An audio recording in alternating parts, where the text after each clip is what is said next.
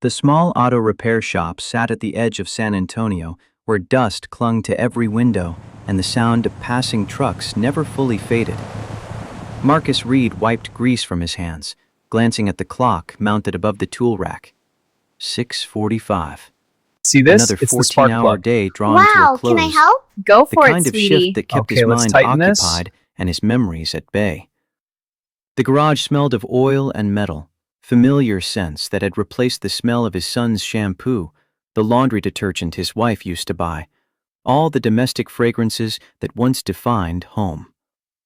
He moved through the space with military precision, each tool returned to its designated spot on the pegboard, wrenches arranged by size, smallest to largest, socket sets nested in their trays, the floor swept clean of metal shavings and cardboard packaging.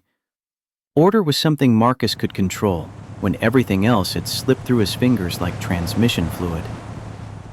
The photograph sat on his desk, face down as always. He never looked at it during work hours, never allowed See this? himself It's the that spark plug. particular indulgence Wow, when can I help? customers might Go walk for in it, sweetie. and ask Okay, questions let's he had tighten no this. intention of answering. The frame held a 10-year-old boy in a racing helmet, gap-toothed smile wide enough to crack the world open. Ethan had been gone 5 years now, and Marcus had mastered the art of functioning without feeling, working without remembering, breathing without really living. His hand moved toward the garage door control when headlights swept across the lot. Marcus hesitated, finger hovering over the button. Closing time meant closing time. He had maintained that boundary for years, ever since the divorce finalized, and he realized the only thing standing between him and complete dissolution was routine. Show up at 6, work until 7, go home, See eat this? It's something the from a spark plug. box, Wow, sleep, can I help? Go repeat. for it, sweetie. Okay, let's But tighten something made him this. stop. The silver Honda Accord rolled into the lot with a kind of mechanical cough that spoke of serious neglect. The engine wheezed and sputtered, steam rising from under the hood in white plumes that caught the fluorescent light. Marcus watched as the car jerked to a stop near the entrance, close enough that he could see the driver's hands trembling on the steering wheel. A young woman emerged first, no older than mid-20s, wearing a waitress uniform stained with what looked like ketchup and coffee. Her blonde hair was pulled back in a ponytail that had gone limp sometime around hour 6 of what Marcus suspected had been a brutal shift. She moved with the careful exhaustion of someone who had been running See this? on It's the fumes spark for plug. too long. Wow, can I help? Every gesture for it, measured sweetie. to conserve Okay, let's energy tighten this. she no longer possessed. From the back seat, a small girl climbed out, clutching a stuffed rabbit that had seen better days. The toy's fur was matted, one ear hanging by threads, but the child held it like a talisman against the unfamiliar darkness of an auto shop after hours. She couldn't have been more than 8, all wide eyes and careful observation, taking in the garage the way Ethan used to examine new places, with curiosity tempered by caution. Marcus felt something crack in his chest, a hairline fracture in the armor he had so carefully constructed. The girl stayed close to the woman's leg, her free hand gripping the fabric of the waitress uniform. The woman See this? took a It's deep the spark breath, plug. squaring Wow, her can I help? shoulders in a Go for it, gesture Marcus sweetie. recognized. Okay, let's tighten this. He had seen it in the mirror often enough, the physical act of gathering courage when every instinct screamed to retreat. Her voice shook slightly when she spoke, barely audible over the dying engine's rattle. "I know you're closing. I can come back tomorrow if that's better." Marcus stood in the doorway, backlit by the garage's fluorescent panels, creating a silhouette that probably looked more intimidating than he intended. He considered sending them away, should have sent them away. The boundary between work and home existed for a reason. Instead, he heard himself say, "Pop the hood." No inflection, no warmth, just the flat See this? It's the directive of a spark plug. mechanic who had Wow, agreed can to I look help? at one Go for more it, sweetie. problem Okay, let's before the tighten day this. ended. He didn't ask their names, didn't offer his own, maintained the professional distance that had served him well for half a decade. The woman fumbled with the hood release, her movements clumsy with relief or anxiety or both. The hood lifted with a groan, revealing an engine bay that told a story of deferred maintenance and mounting desperation. Oil caked around the valve cover. Coolant leaked from somewhere near the radiator. The serpentine belt hung in shreds, barely clinging to the pulleys it was meant to drive. Marcus leaned in, his trained eye cataloging failures with the speed of long practice. The alternator struggled without its belt. Battery See terminals this? It's the corroded to spark the plug. point of barely Wow, can I maintaining help? connection. Go for it, sweetie. But it was the Okay, let's battery tighten cable this. that made him pause, made him look closer at the frayed copper strands. The cut marks were clean. Too clean. He straightened, wiping his hands on a rag that was already more grease than cloth. Someone tampered with this.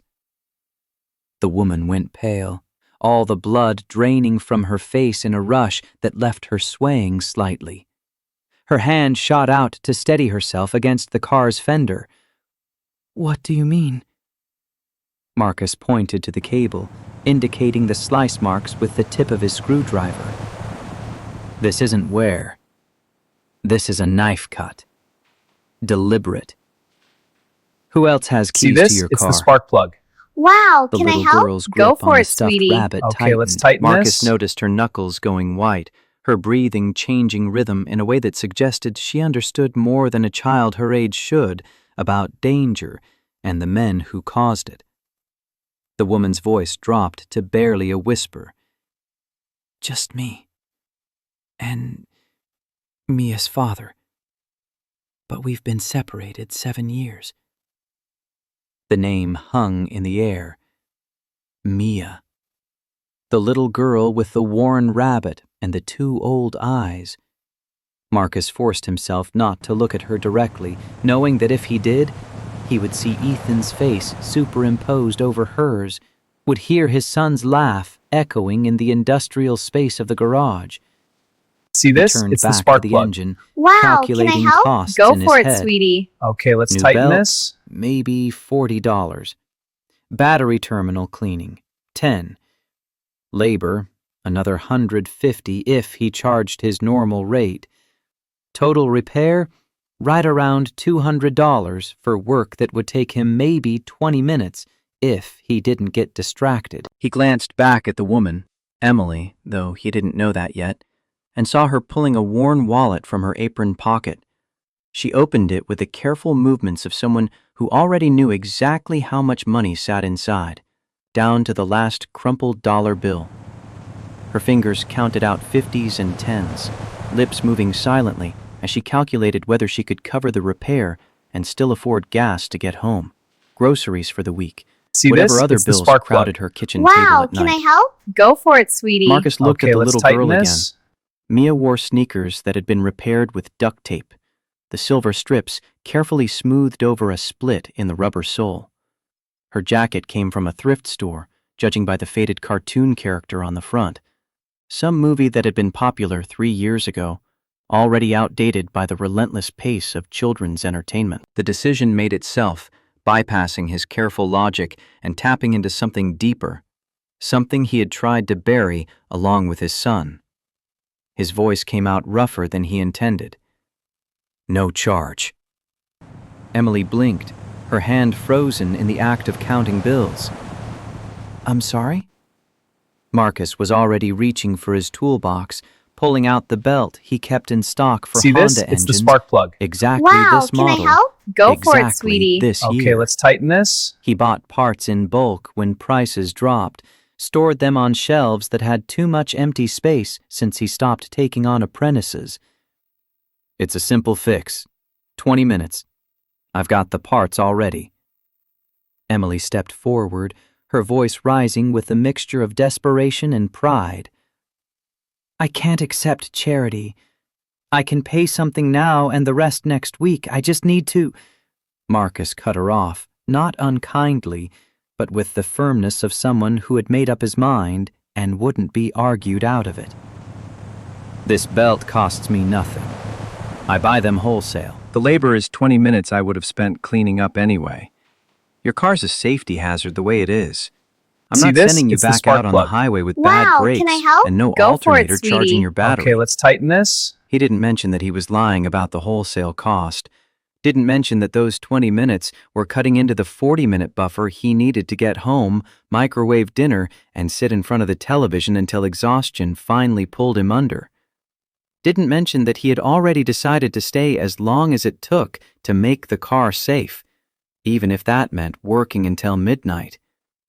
Emily's eyes filled with tears she was too proud to let fall. Why would you help a complete stranger? Marcus fitted the new belt onto the crankshaft pulley, his hands moving with the muscle memory of 10,000 similar repairs. Because someone helped me once when I needed it. He didn't elaborate. Didn't explain See that the this? It's the someone had spark been plug. a VA counselor Wow, can I who had help? found him Go 3 for it, days sweetie. after Sarah Okay, left, let's tighten this. sitting in this very garage with Ethan's racing helmet in his lap and a bottle of bourbon empty beside him.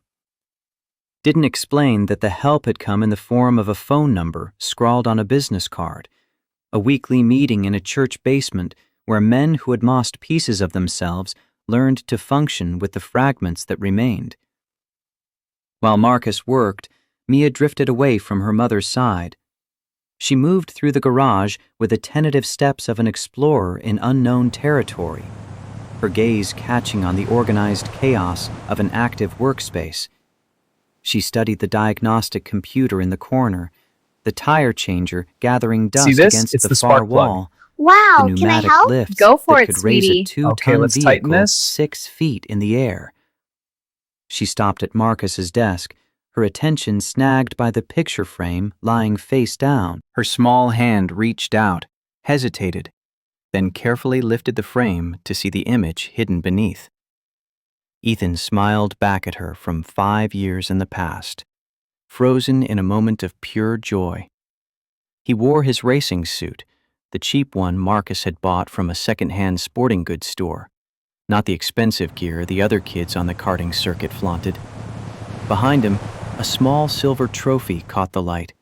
First place in the junior division, the only race he had won before the drunk See this? driver It's ran the the spark red plug. light on a December Wow, can I evening help? Go for and it, ended sweetie. everything. Okay, let's tighten this. Mia's voice was soft, almost reverent. Is this your son? Marcus's hands stilled on the socket wrench. He didn't turn around, didn't trust himself to look at her while discussing Ethan. The belt was halfway installed, tensions set but not locked. He forced his fingers to keep working, to maintain the steady rhythm that kept panic at bay. Yeah. Mia studied the photograph with the intensity children bring to important things, her eyes tracing the details adults might miss. The way Ethan's helmet sat slightly crooked, the dirt smudge See on this? his It's the cheek, spark plug. the way Wow, his can I smile help? showed Go more for it, gum sweetie. than teeth. Okay, let's tighten this. Where is he now? The socket wrench slipped, barking Marcus's knuckles against the engine block. He tasted copper, realized he had bitten the inside of his cheek hard enough to draw blood. He's not here anymore. The words came out flat, carefully drained of emotion. Marcus had learned that trick in the weeks after the funeral, when well-meaning neighbors and customers kept asking about Ethan, kept offering condolences that scraped like sandpaper against exposed nerves. Say it fast, say it simple, move on before they can ask follow-up questions. But Mia didn't ask the expected questions, didn't push for details See this? It's or the spark offer plug. childish Wow, platitudes. can I help? She simply Go nodded, for it, sweetie. her small Okay, let's face tighten grave this. with understanding that belonged to someone much older. My dad's not here either. She set the frame down carefully, adjusting it to the exact angle she had found it, respecting the boundary of Marcus's grief, even as she acknowledged her own loss. But you're different. Marcus finally turned to look at her, unable to stop himself. She met his gaze without flinching, this 8-year-old girl with the ratty stuffed rabbit and the repaired shoes. You fix things that are broken.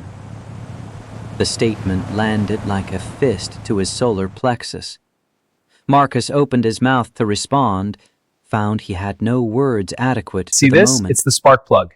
He turned Wow, back can to I the help? engine, Go for it, his hands sweetie. trembling Okay, let's tighten slightly this. as he tightened the belt tensioner to spec.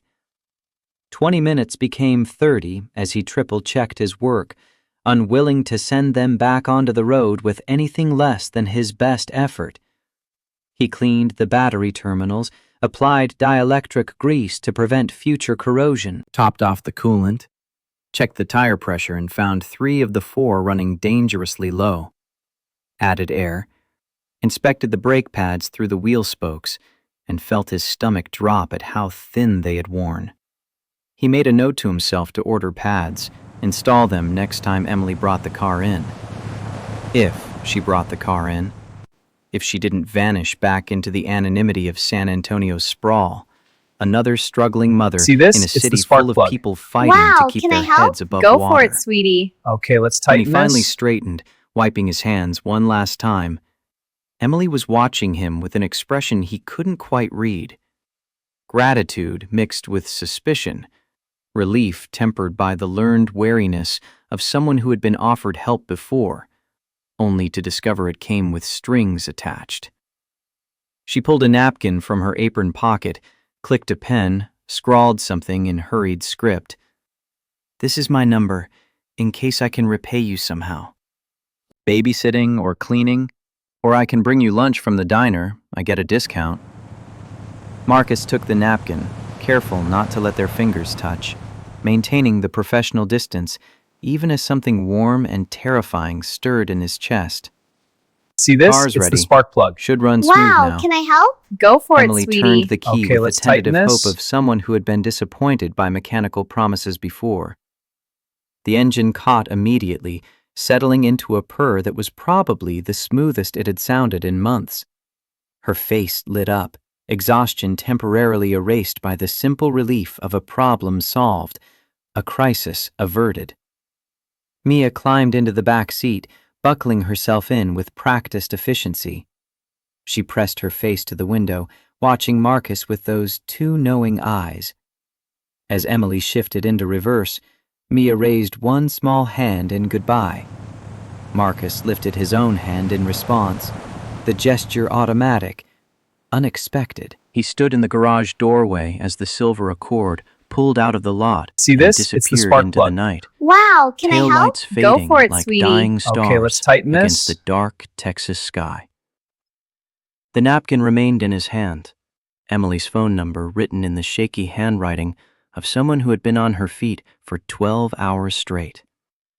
He should throw it away, should maintain the boundary he had so carefully constructed, should go home and pretend the last hour hadn't happened, hadn't created a crack in the wall he had built between himself and the world.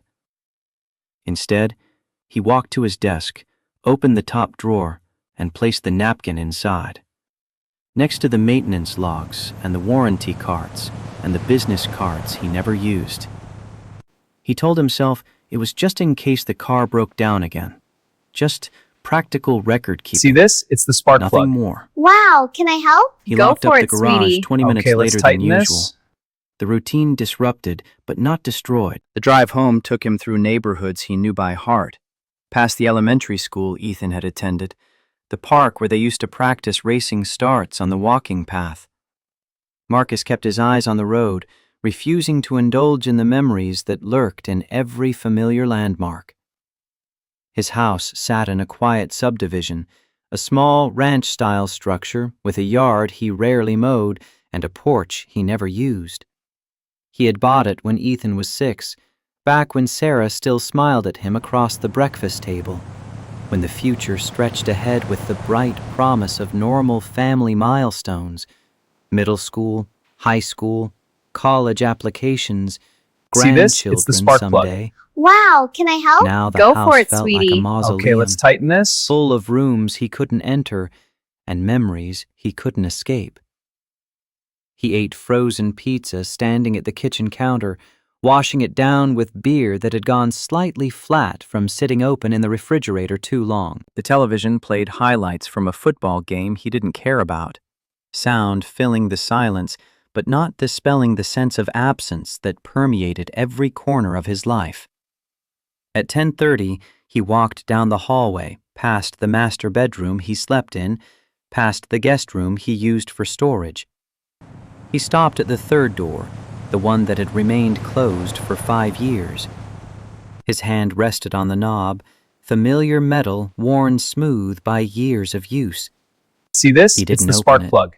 Wow, Never can I help? opened it. Go for it, sweetie. But Okay, let's standing tighten here this. had become part of his nightly ritual, a moment of acknowledgement before sleep claimed him.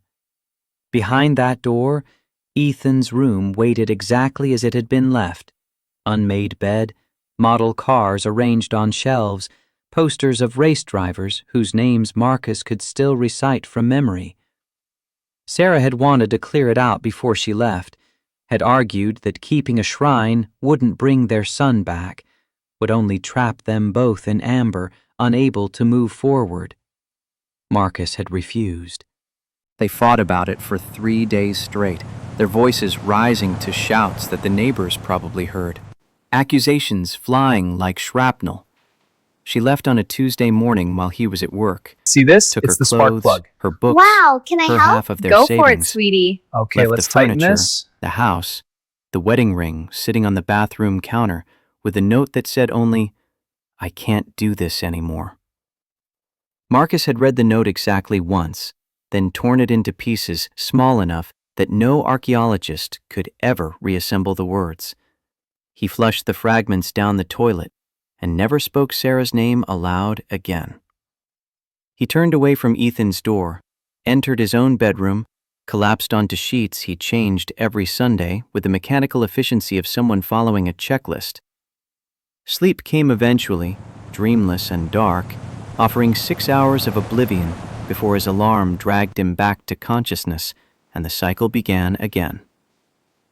3 days passed in the familiar this? rhythm It's of the spark maintenance and repair. Wow, can Marcus I help? diagnosed Go a for it, transmission sweetie. problem from Okay, Mrs. let's Chen, tighten this. who taught 3rd grade at the elementary school and always brought him homemade cookies at Christmas.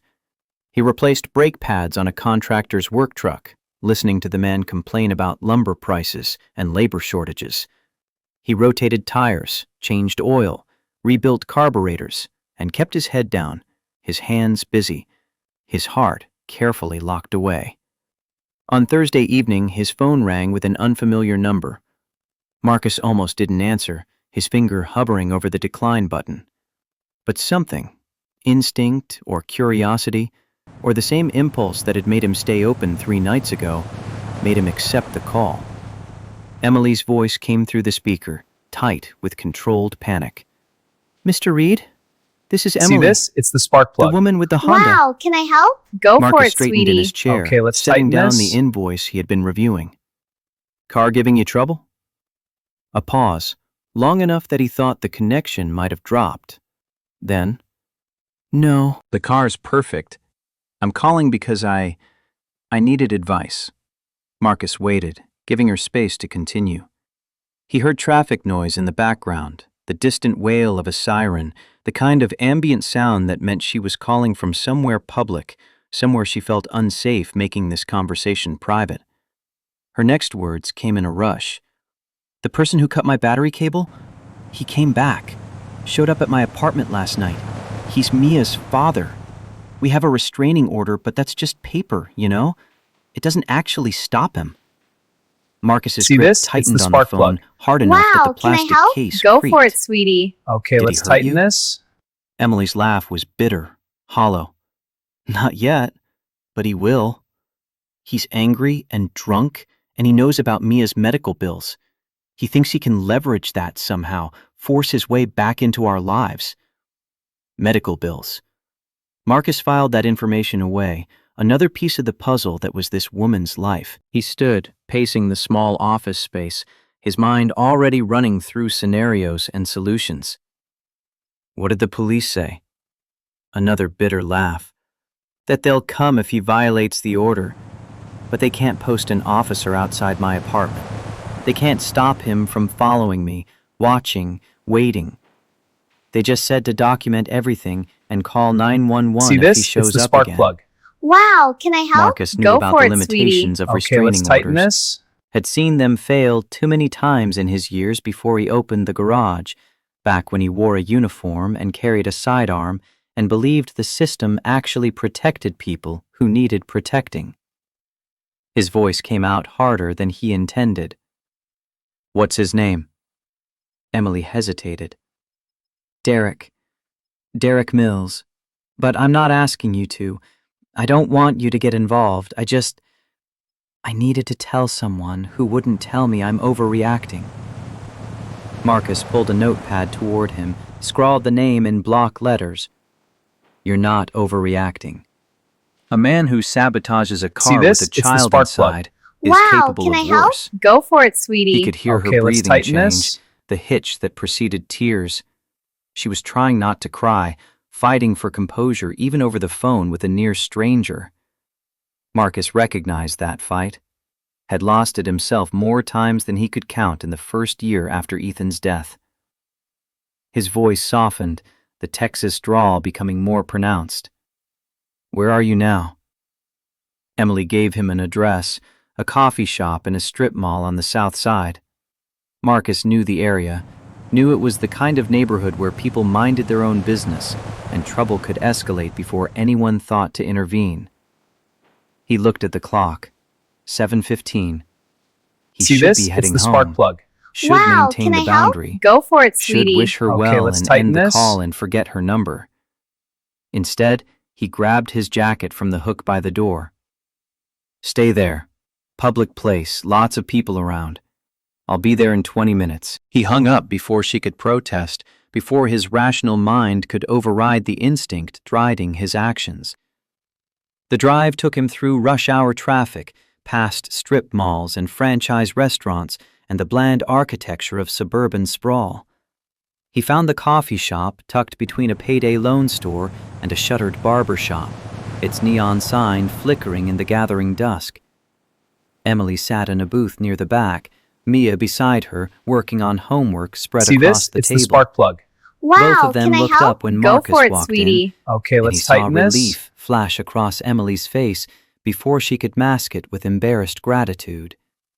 He slid into the booth across from them, noting the way Mia's eyes tracked his movements, cataloging his presence for future reference. The stuffed rabbit sat on the seat beside her, one ear now completely detached, held on by a single thread. Marcus didn't waste time on pleasantries. "Tell me everything." Emily did, her voice low enough that the teenager working the counter couldn't overhear. She outlined Derek's history, the drugs, the violence, the choice he had made 7 years ago to sign away his parental rights in exchange for $5,000. She described last night's confrontation, See the this? way It's he the had spark pounded plug. on her door at Wow, 11 can at I night, help? Go for shouting it, about his sweetie. daughter, Okay, let's his tighten rights, this. his second chance. She explained about Mia's medical condition, the ventricular septal defect that required surgery within the next 6 weeks, or the child's heart would fail. $80,000 after insurance. Except Emily didn't have insurance because the 2 part-time jobs she worked didn't offer benefits, and the marketplace plans cost more than her rent.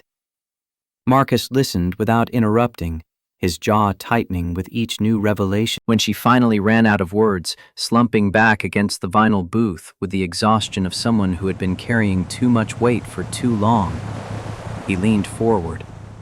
His voice was quiet, but carried the authority of someone who had made a decision and wouldn't be swayed. See this? It's the spark plug. Here's what's Wow, going to can I happen. help? Go for it, sweetie. You're going to file Okay, a let's police tighten report this. about last night. Document everything. Then you're going to call a locksmith and change your locks. I know a guy who'll do it cheap. I'll text you his number. Emily opened her mouth to speak, but Marcus continued, overriding her objection. For the car, I'm installing a kill switch tomorrow. Free of charge. Derek won't be able to disable it without me walking him through the process, and I'm not inclined to help him. He pulled a business card from his wallet, one he had been carrying for 3 years and never used. The name read Jennifer Palmer, CPS caseworker. with a number Marcus had memorized but never dialed. If Derek escalates, See this? if he It's the tries to spark claim plug. you're an unfit Wow, mother, can I you help? call Go for this it, woman sweetie. first. Okay, let's tighten She's this. fair, and she doesn't jump to conclusions. Emily took the card with shaking hands, her eyes searching Marcus's face for the angle, the catch, the price that would eventually come due. Why are you doing this? The question hung in the air between them. Marcus looked at Mia, who had stopped pretending to do homework and was watching him with those ancient eyes. He thought about Ethan, about all the help that had come too late, about the drunk driver who had walked away from the crash with nothing more than a broken wrist and a suspended license. His voice came out rougher than he intended. Because I couldn't save my son. Maybe I can help save someone else's kid.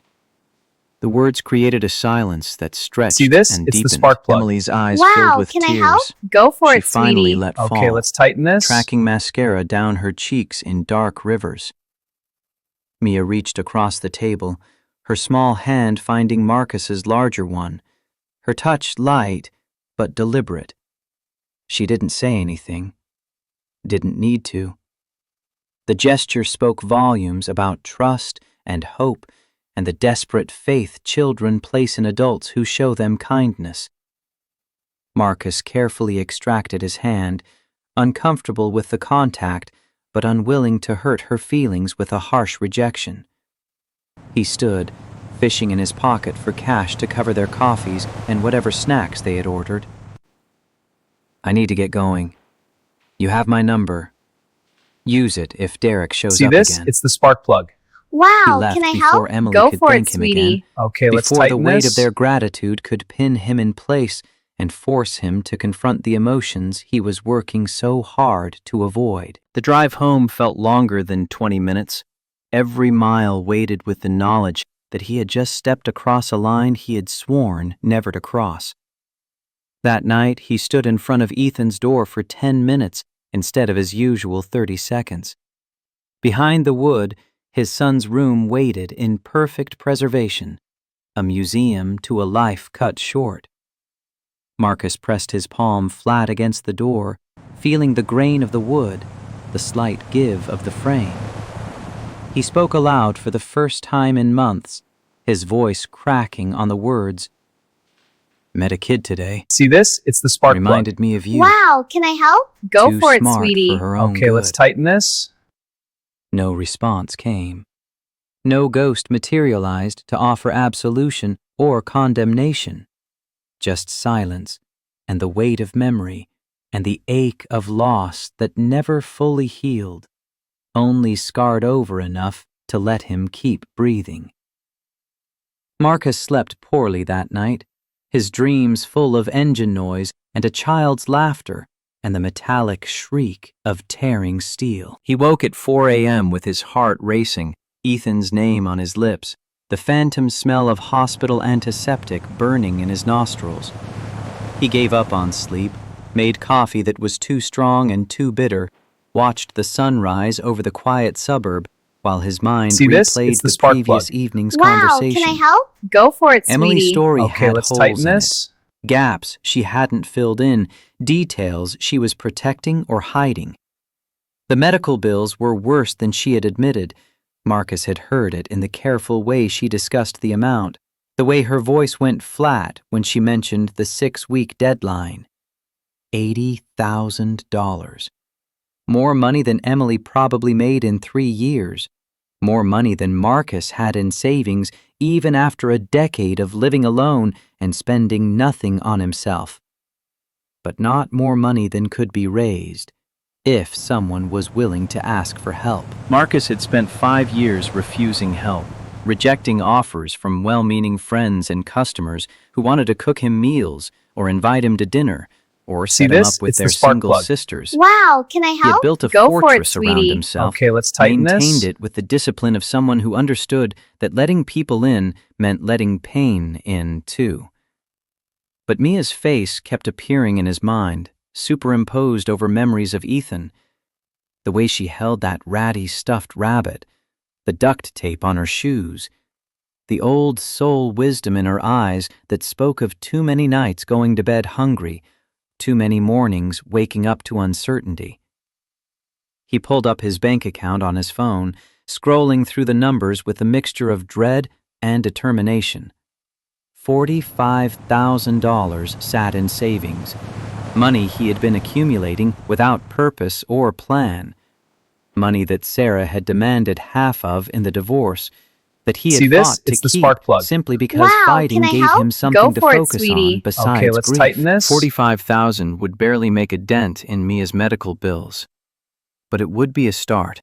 And Marcus knew people, knew the veteran community that looked out for their own, knew the network of mechanics and contractors and small business owners who understood what it meant to help a neighbor in need.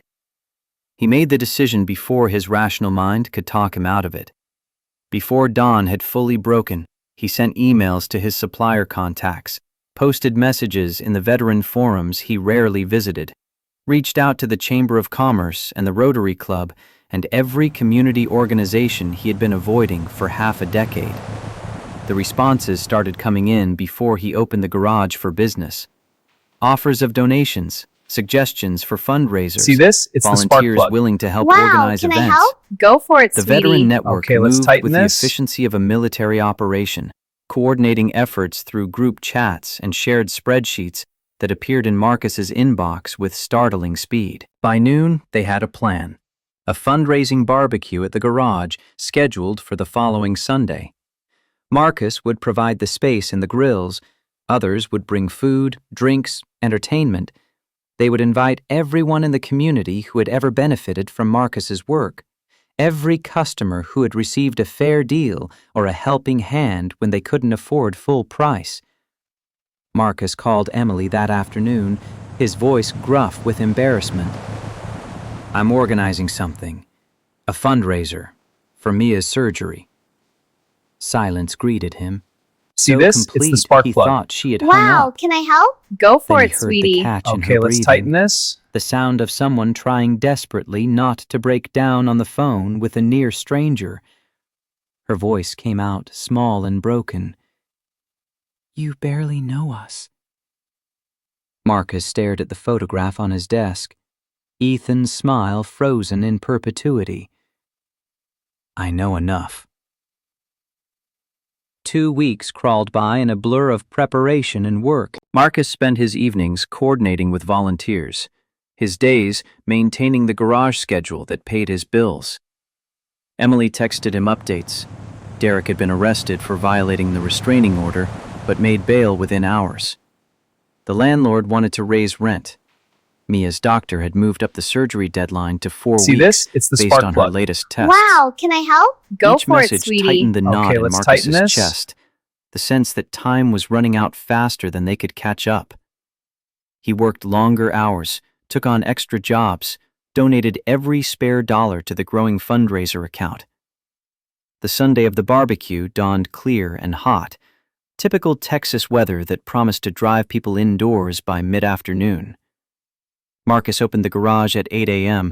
to find volunteers already arriving with tables and chairs, coolers full of ice, industrial-sized grills borrowed from the VFW hall.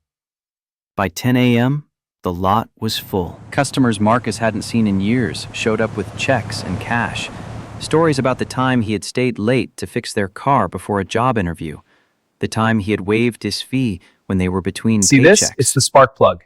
The Wow, veterans can I arrived help? in Go force. for it, sweetie. Men and Okay, women let's who tighten understood this. the value of helping those who couldn't help themselves. Emily and Mia came at 11, both of them overwhelmed by the crowd that had gathered.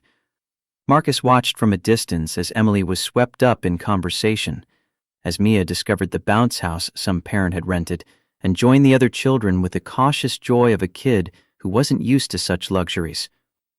By 3 p.m., they had raised $18,000. Checks and cash piled up on Marcus's desk, each contribution representing someone who had decided that helping a stranger's child was worth more than whatever else they might have done with that money. Marcus found Emily standing near the edge of the crowd, tears See this? streaming It's the down spark her plug. face Wow, as she can I watched help? Mia Go laugh for with it, other sweetie. children. Okay, let's tighten this. He stood beside her, maintaining a careful distance, his hands shoved deep in his pockets. Emily's voice was thick with emotion when she spoke. "I don't know how to thank you for this." Marcus shook his head. "Don't thank me. Thank them." He gestured to the crowd, to the community that had shown up without question or judgment, united by the simple human impulse to help when help was needed. Emily wiped at her tears with the back of her hand, mascara streaking across her skin. She turned to face him, her expression raw and open. See this? It's the spark plug. "Why did you do Wow, this?" can I help? Go for it, Really? sweetie. Okay, let's tighten Marcus this. considered lying, deflecting, maintaining the distance that kept him safe. Instead, he told the truth. 5 years ago, I was driving my son home from school. Drunk driver ran a red light, T-boned us on the passenger side. He saw understanding dawn in Emily's eyes, watched her gaze shift to the photograph visible through his office window. She didn't speak, giving him space to continue. Marcus's voice dropped to barely above a whisper. Ethan died instantly. I had scratches. The drunk driver walked See away this? with a It's the spark broken plug. wrist. Wow, can I help? The Go for words it, hung in the sweetie. air between Okay, them, let's tighten this. heavy with the weight of survivor's guilt and unprocessed grief. Marcus forced himself to keep talking, to finish the story he had started. My wife couldn't forgive me. Said I should have taken a different route. Should have seen the truck coming. Should have protected our son. Emily's hand moved toward him, stopped just short of touching his arm. It wasn't your fault. Marcus laughed, a sound completely devoid of humor. Everyone says that. Doesn't make it feel true. He looked at Mia, still playing in the bounce house, her face flushed with exertion and happiness. The resemblance to Ethan was See this? superficial It's at the spark best. plug. Different hair Wow, can color, I help? different Go build, for it, different sweetie. features. Okay, let's tighten this. But something about her spirit, her resilience, her refusal to let circumstances crush her joy, reminded him powerfully of his son. His voice steadied as he spoke. I did CPR on Ethan for 10 minutes while we waited for the ambulance. 10 minutes of trying to restart a heart that had already stopped. I couldn't save him. Emily was crying again, silent tears that she didn't bother to wipe away. Marcus continued, the words coming easier now that he had started. So when I saw Mia with that stuffed rabbit and those taped-up shoes, when I heard about her heart condition and the medical bills you couldn't pay, I thought maybe this time I could make a difference. See this? It's the spark plug. Maybe I couldn't Wow, save can my I help? son, Go for it, sweetie. but I could help Okay, save let's someone tighten else's this. kid. Emily finally closed the distance between them, wrapping her arms around Marcus in a hug he didn't return but didn't reject. He stood rigid in her embrace, uncomfortable with the contact, but unwilling to pull away and hurt her feelings. When she finally released him, her voice was gentle. Ethan would be proud of you. Marcus didn't respond to that, couldn't respond without breaking down completely. Instead, he cleared his throat and changed the subject. 18,000 is a good start. We'll keep working on the rest. The barbecue wound down as the afternoon heat became oppressive. Volunteers cleaned up, broke down tables, returned borrowed equipment. See By this? 7 It's the spark p.m., plug. only Wow, Marcus and can I Emily help? remained, Go for it, sitting sweetie. on folding Okay, let's chairs tighten this. outside the garage while Mia dozed on a bench inside, exhausted from hours of playing. Emily counted the cash one more time, still disbelieving the total. We're still 62,000 short. Marcus had been doing the same math, running through scenarios and possibilities. I have 45,000 in savings. I'll cover that. Emily's head snapped up, her eyes wide with shock. You can't do that. That's your retirement, your emergency fund, your... Marcus cut her off with a gesture. It's money sitting in a bank doing nothing. Mia needs it more than I do. Emily shook her head violently. No, absolutely not. You've See this? already It's the done spark too plug. much. Wow, can I help? They argued Go for for it, 20 sweetie. minutes, Okay, let's tighten voices this. rising and falling as the sky darkened and crickets began their evening chorus. Emily insisted she would find another way, take out loans, work more hours. Marcus remained immovable, his stubborn streak showing itself in full force. Finally, Emily changed tactics, her voice dropping to something softer, more vulnerable. What if I can't pay you back? Marcus met her eyes directly. I'm not asking you to pay me back. I'm asking you to let me help. The distinction seemed to matter to her, seemed to shift something in the way she held herself. She sank back in her chair, defeated by kindness she hadn't expected. See this? It's and the didn't spark know plug. how to refuse. Wow, can I help? Go When she for spoke it, sweetie. again, her Okay, voice let's was tighten small. this.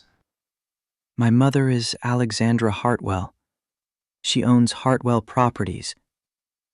The name meant nothing to Marcus initially, but Emily's tone suggested it should.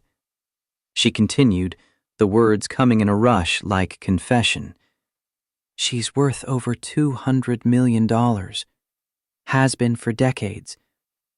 But we haven't spoken in 8 years.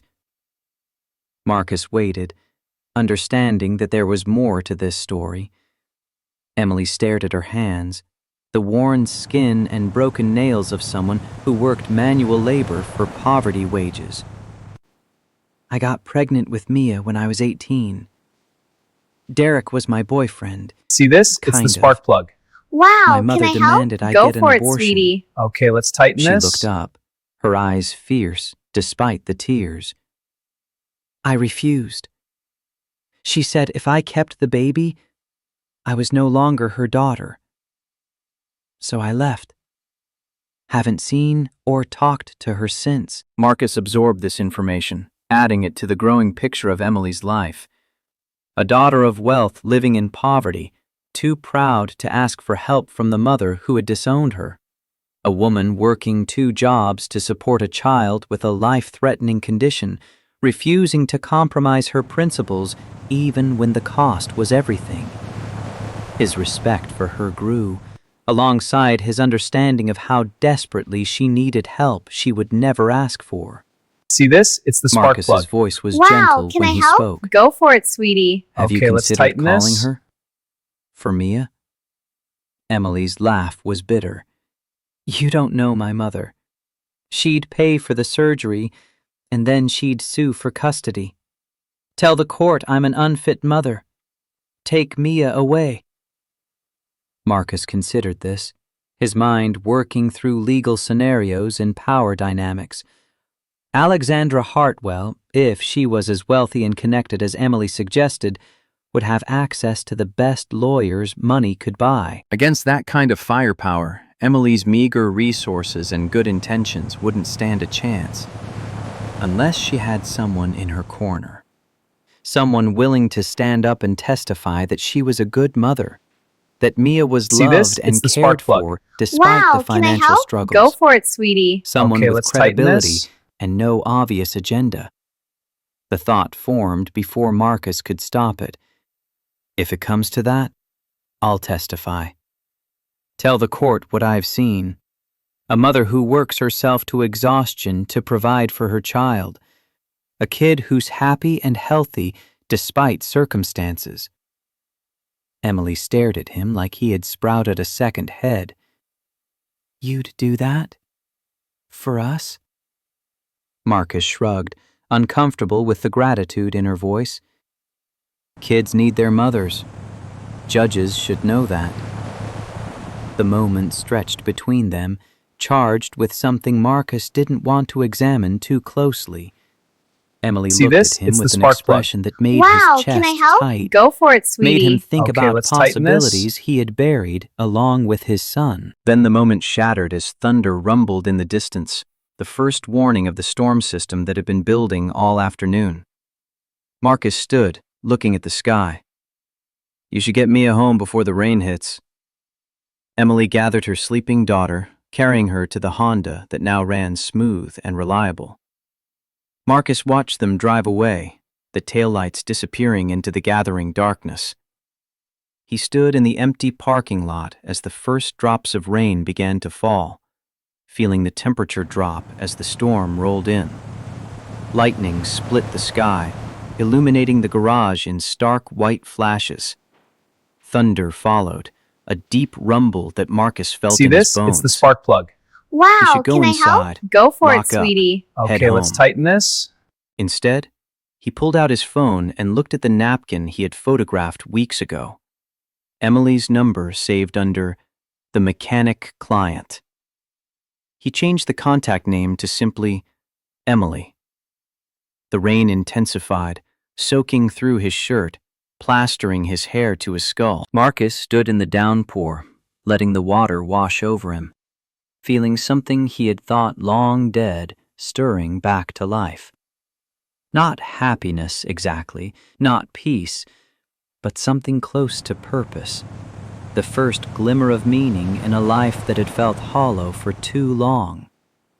When he finally went inside, locking the garage against the storm, he felt See different, this? It's the spark plug. changed. Wow, can I help? Like he Go had for it, crossed a sweetie. threshold Okay, he let's couldn't tighten this. uncross, made a choice that would alter the trajectory of his carefully controlled life. He dried off with shop towels, changed into the spare shirt he kept in his office. The photograph of Ethan watched him from the desk, that gap-toothed smile offering neither judgment nor approval, just presence, just memory. Marcus picked up the frame, studying his son's face in the harsh fluorescent light. For the first time in 5 years, looking at the photograph didn't feel like drowning.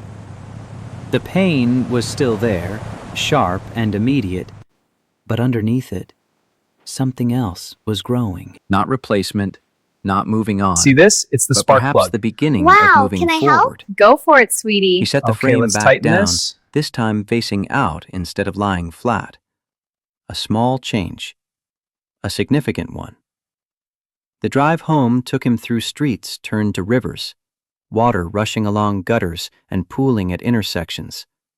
The radio warned of flash flooding, advised people to stay off the roads. Marcus drove carefully, mindful of the lessons he had learned too late 5 years ago about the fragility of life and the importance of caution. His phone rang as he pulled into his driveway. Emily's number flashed on the screen. Marcus answered, expecting to hear about a breakdown or emergency. "Everything okay?"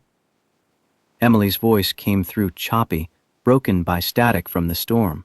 See this? It's the "We're spark plug. fine. Wow, can I help? Go I for wanted it, to say sweetie. thank you. Okay, let's tighten this. Again. I know I keep saying it, but I don't know what else to say." Marcus killed the engine, sitting in his truck while rain hammered the roof. "You don't have to keep thanking me." A pause, filled with the sound of rain and distance.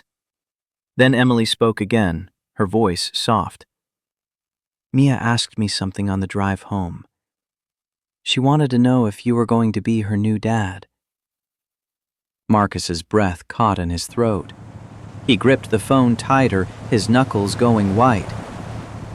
"What did you tell her?" Emily's laugh was gentle, understanding. "I See told this? her It's you the were a spark plug. friend helping us. Wow, can I help? Go for But it, I also sweetie. told her Okay, that let's tighten sometimes this. the best people in our lives aren't related to us. Sometimes they're just people who choose to care." The words settled over Marcus like a blanket, warm and heavy and unexpectedly comforting. He sat in the truck for long minutes after the call ended, listening to the rain, thinking about choices and consequences and the strange ways life could surprise you when you least expected it. When he finally went inside, he walked past Ethan's door without stopping. The nightly ritual could wait. Tonight he had other things See to this? think It's about, the spark plug. other futures Wow, to can I help? contemplate Go for it, beyond the sweetie. endless Okay, let's repetition of tighten grief this. and memory. He made dinner, actual dinner, not just food from a box, and sat at the table to eat it instead of standing at the counter. Small changes, significant ones. the first tentative steps toward a life that might include more than just work and sleep and the maintenance of protective walls. The storm raged outside, shaking the windows, testing the foundations. Marcus ate slowly, tasting his food for the first time in recent memory, letting himself feel the fullness that came from more than just calories. Somewhere across the city, See this? Emily It's and the Mia spark were plug. probably doing the Wow, same. can I help? Go Maybe for it, talking sweetie. about the Okay, day, let's tighten this. about the people who had shown up to help, about the mechanic who had fixed more than just their car. Marcus cleaned his dishes, turned off the lights, headed to bed with a tiredness that felt earned rather than imposed. He lay in the darkness listening to thunder roll across the sky, thinking about tomorrow and next week and the fundraising efforts that would continue, the medical appointments that would need attending, the court battles that might be coming. For the first time in 5 years, the future felt like something more than just a calendar to be endured. It felt like possibility. The glass tower rose 40 stories above downtown Houston, its reflective surface catching the morning sun and throwing it back in See blinding this? sheets. It's the spark plug. Wow, Marcus can had I never help? been comfortable Go for in it, buildings sweetie. like this, Okay, let's tighten places this. where the air tasted recycled, and everyone wore suits that cost more than his monthly mortgage. He stood in the lobby, acutely aware of his work boots on marble floors that probably cost $100 per square foot. The security guard at the desk barely glanced at him. Name and business? Marcus's voice came out flat. Marcus Reed, meeting with Alexandra Hartwell. The guard's eyebrows rose slightly, the first crack in his professional mask. He typed something into his computer, made a phone call, then issued a visitor badge with the kind of practiced efficiency that suggested he had done this 10,000 times before. 38th floor. Elevators are to your left. See this? It's the The spark ride plug. up took less Wow, than a can I minute, help? but Go felt for it, longer. sweetie. Okay, let's tighten Marcus this. watched the numbers climb, each floor representing a level of wealth and power he had never aspired to, never wanted. The doors opened onto a reception area that looked like it belonged in an architecture magazine. Clean lines, expensive art, furniture that prioritized aesthetics over comfort. A woman in her late 20s sat behind a curved desk, her smile professional and empty. Mr. Reed? Mrs. Hartwell will see you now. She led him through hallways lined with photographs of completed projects, commercial developments, luxury condominiums, the kind of real estate that reshaped entire neighborhoods. Marcus noticed the absence of anything personal, any hint that human See this? beings It's the spark worked in plug. these spaces Wow, beyond can I the help? pursuit of Go profit. for it, sweetie. Okay, let's tighten Alexandra this. Hartwell's office occupied the corner of the building, windows on two sides offering views of Houston's sprawl. The woman behind the desk looked up as Marcus entered, and he saw immediately where Emily had gotten her eyes. That particular shade of blue that could be warm or cold, depending on the light and the emotion behind them. Right now, they were ice. Alexandra stood, extending a hand across the desk. Mr. Reed, thank you for coming. Her grip was firm, professional, the handshake of someone who had spent decades in boardrooms negotiating deals worth millions. She wore a suit that Marcus's untrained eye recognized as expensive. Her See this? hair It's the pulled spark back in a plug. style Wow, that can I suggested help? she had better Go things for to it, do sweetie. than worry about Okay, let's tighten appearance, this. but still managed to look impeccable. Marcus took the offered seat, a leather chair that probably cost more than his truck. He waited, having learned long ago that silence could be a weapon, that the person who spoke first often revealed more than they intended. Alexandra sat back, steepling her fingers in a gesture that radiated control. I assume you're wondering why I asked you here. Marcus met her gaze without flinching.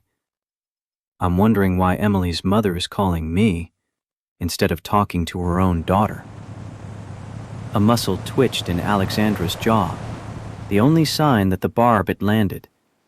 She opened a folder on her desk, turning it so Marcus could see the contents. See this? It's the spark plug. Photographs spilled Wow, across can the I help? polished Go surface. for it, sweetie. Emily Okay, and let's Mia tighten at the this. grocery store. Emily at work. Marcus's garage. The fundraising barbecue. Even shots of Marcus's house, his truck parked in the driveway. Marcus's hands clenched on the armrests, but his voice remained steady. You've been following her. Alexandra's expression didn't change. I've been protecting my investment. Emily is my daughter, whether she acknowledges that or not. Mia is my granddaughter. I have a right to know how they're living. She pulled out another photograph, this one showing Marcus and Emily sitting outside the garage after the fundraiser, deep in conversation. The angle suggested a telephoto lens, someone shooting from across the street or from a parked car. See this? It's the spark I also plug. have a right to know Wow, who my can I daughter is help? involving Go for it, herself sweetie. Okay, let's tighten with. this. Marcus leaned forward, his patience evaporating. If you cared about Emily, you'd talk to her directly, instead of playing spy games. Alexandra's laugh was sharp, humorless. I tried talking to her 8 years ago. She chose a teenage mistake and a deadbeat father over her family, her future, everything I had built for her. The anger in her voice was real. Decades of resentment compressed into a few sentences. Marcus recognized it because he had carried similar anger after Sarah left. That toxic mixture of betrayal and hurt that calcified into something harder, more permanent. His voice softened slightly. She chose her child. See this? It's the spark That's not plug. a mistake. Wow, can I help? Go Alexandra for it, closed sweetie. the folder Okay, with a let's snap. tighten this. A child she can't afford to raise. A child with a medical condition that requires $80,000 in surgery that Emily has no way to pay for. She pulled out another document, this one a bank statement with Marcus's name at the top. He felt his stomach drop, rage flooding through him at the invasion of privacy. How did you? Alexandra cut him off. I have resources, Mr. Reed. I know about your $45,000 in savings. I know about the fundraiser that raised $18,000. I know you're still $37,000 short with less than 4 weeks until Mia's surgery. She leaned back, satisfaction crossing her face See this? at It's the having spark plug. demonstrated her reach. Wow, can I help? Her Go for Marcus it, sweetie. forced himself Okay, to let's breathe tighten this. slowly, to control the impulse to walk out or say something he would regret. Alexandra's voice dropped to something almost gentle. I'm not the villain in this story, Mr. Reed. I'm a grandmother who wants to save her granddaughter's life. She pulled a check from her desk drawer, already filled out, the amount clear even from across the desk. $80,000 made out to Texas Children's Hospital. She set it in the middle of the desk between them like a challenge. I'll pay for the entire surgery. Cover every expense. Make sure Mia gets the best cardiac surgeon in the state. Marcus stared at the check, See this? It's the understanding spark plug. dawning. Wow, can I help? What Go do you for it, want in sweetie. return? Okay, let's tighten this. Alexandra's smile was thin, predatory. Custody. Legal guardianship of Mia. Emily can still see her, of course. Supervised visits, holidays. But Mia will live with me. Attend the best schools. Have opportunities Emily could never provide. The proposal hung in the air like poison gas. Marcus thought about Emily's face when she talked about her mother, the pain that lived behind her eyes when she mentioned the 8 years of silence. He thought about Mia asking if he was going to be her new dad, the simple hope in that question. His voice came out harder than he intended. You want to buy See this? your It's the spark plug. granddaughter. Wow, can I help? Alexandra's Go for it, expression sweetie. didn't change. Okay, let's tighten this. I want to save her. Emily's pride is going to kill that child. She's living in a 1-bedroom apartment in a dangerous neighborhood, working 2 jobs that barely cover rent, refusing help because she's too stubborn to admit she needs it. She stood, walking to the window, her back to Marcus. I made mistakes with Emily. I was too harsh, too demanding. I pushed when I should have listened.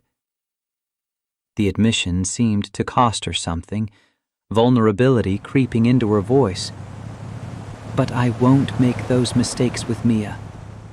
I can give her everything: education, healthcare, security. Things Emily can't See provide, this? It's no the matter spark how plug. hard she Wow, works. can I help? Go for it, Marcus sweetie. joined her at the Okay, window, let's tighten this. looking out at the city spread below them like a game board. Money isn't everything. Alexandra turned to face him, her eyes searching his. Says the man who's giving his life savings to pay for a stranger's medical bills. The observation was pointed, accurate. Marcus had no good counter-argument. He thought about his empty house, his lonely evenings, the years he had spent accumulating money with no purpose beyond having it. Alexandra pressed her advantage. I know about your son, Mr. Reed, about the accident, about your wife leaving. Marcus stiffened, his hands curling into fists. Alexandra continued, her See voice this? It's the almost spark plug. compassionate. Wow, can I help? I know Go you for it, see sweetie. Ethan when you Okay, look let's at Mia. tighten this. I know you're trying to save her because you couldn't save him. The words hit like physical blows. Marcus turned away, unable to look at her while she dissected his motivations with surgical precision. But you can't replace your son with someone else's daughter. You can't fix what happened by attaching yourself to Emily and Mia. Her hand landed on his shoulder, the touch surprisingly gentle. They're broken, Mr. Reed. Both of them. And you're trying to fix them because that's what you do. But some things can't be fixed with good intentions and donated money. Marcus shrugged off her hand, walking back to the desk. See this? He picked it's up the the spark check, plug. studied the Wow, amount, can I help? the Go for perfect it, sweetie. penmanship of Okay, let's tighten Alexandra's this. signature. $80,000.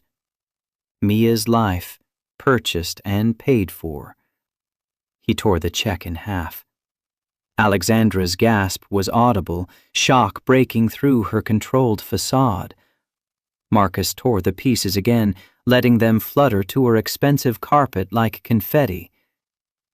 Mia doesn't need your money. She needs her mother. Alexandra's expression hardened, the momentary vulnerability replaced by cold calculation. You're making a mistake. Marcus headed for the door. Probably, but it's my mistake to make. Alexandra's voice stopped See him this? at the It's the threshold. spark plug. Wow, I'll file can for I help? custody anyway, Go for it, sweetie. with or Okay, without let's your tighten this. cooperation. And I'll win, Mr. Reed. I have the best lawyers in Texas. I have resources Emily can't match. I have evidence of neglect, poverty, unsafe living conditions. Marcus turned back, his voice quiet but carrying the weight of absolute conviction. Then you'll have to get through me first. He left before she could respond, the elevator ride down feeling faster than the ascent. He hit the lobby at a near run, desperate to escape the building and its oppressive atmosphere of money and manipulation. His truck sat in the parking garage, surrounded by BMWs and Mercedes, looking out of place and somehow proud of it. Marcus climbed in, See this? gripped the It's the steering spark wheel plug. until his knuckles Wow, went can I white help? Go for it, and forced sweetie. himself Okay, to let's breathe. tighten this. The meeting had been a trap, he realized now. Alexandra had summoned him to demonstrate her power, to show him exactly how outmatched Emily was in any legal battle. The private investigator, the bank records, the surveillance photos, all of it designed to prove that Alexandra Hartwell got what she wanted when she wanted it, and no one could stand in her way. Marcus pulled out his phone, dialed Emily's number. She answered on the second ring, her voice bright. Hey, how did it go at the supplier meeting? He had lied about where he was going, See this? not It's the wanting spark to plug. worry her. Wow, can I help? Now Go guilt for it, added sweetie. to the mix Okay, of let's tighten emotions this. churning in his gut. Can we meet? I need to talk to you about something. The brightness faded from her voice, replaced by wariness. What happened? Marcus started the truck, pulling out of the garage. Not over the phone. Are you at work? Emily gave him the address of the diner where she waited tables during the day shift. Marcus drove through midday traffic, his mind racing through scenarios and consequences. Alexandra would file for custody, she had made that clear. And she would probably win unless Emily had something to counter with, some advantage Alexandra hadn't accounted for. The diner occupied a strip mall slot See this? between It's a the nail spark salon plug. and a dollar Wow, store. can I help? Its Go neon for it, sign sweetie. proclaiming Okay, let's tighten Betty's this. in letters that had seen better decades. Marcus found Emily wiping down tables during the lunch lull, her uniform stained with what looked like gravy and ketchup. She saw his face and immediately untied her apron. "Bobby, I'm taking my break." The cook behind the counter waved acknowledgement. Emily led Marcus to a booth in the back, sliding in across from him with her arms crossed defensively. "You met with her, didn't you?" "My mother." Marcus didn't bother asking how she knew. "She called me yesterday, said she wanted to discuss helping with Mia's medical expenses." Emily's laugh was bitter. "And let me guess, she wants custody in exchange for paying for the surgery." Marcus nodded, See watching this? It's the emotions spark play plug. across Emily's Wow, face. can I help? Go Anger, for it, sweetie. Fear, Okay, let's tighten resignation. She wasn't surprised, he realized. She had been expecting this, waiting for the other shoe to drop since the moment she had called her mother for help. Emily's voice shook when she spoke. "She's going to win, isn't she? She has unlimited money and lawyers, and I have... what? Good intentions? And a mechanic who feels sorry for us?" Marcus reached across the table, covering her hand with his. "She has money. You have Mia's love. That counts for something."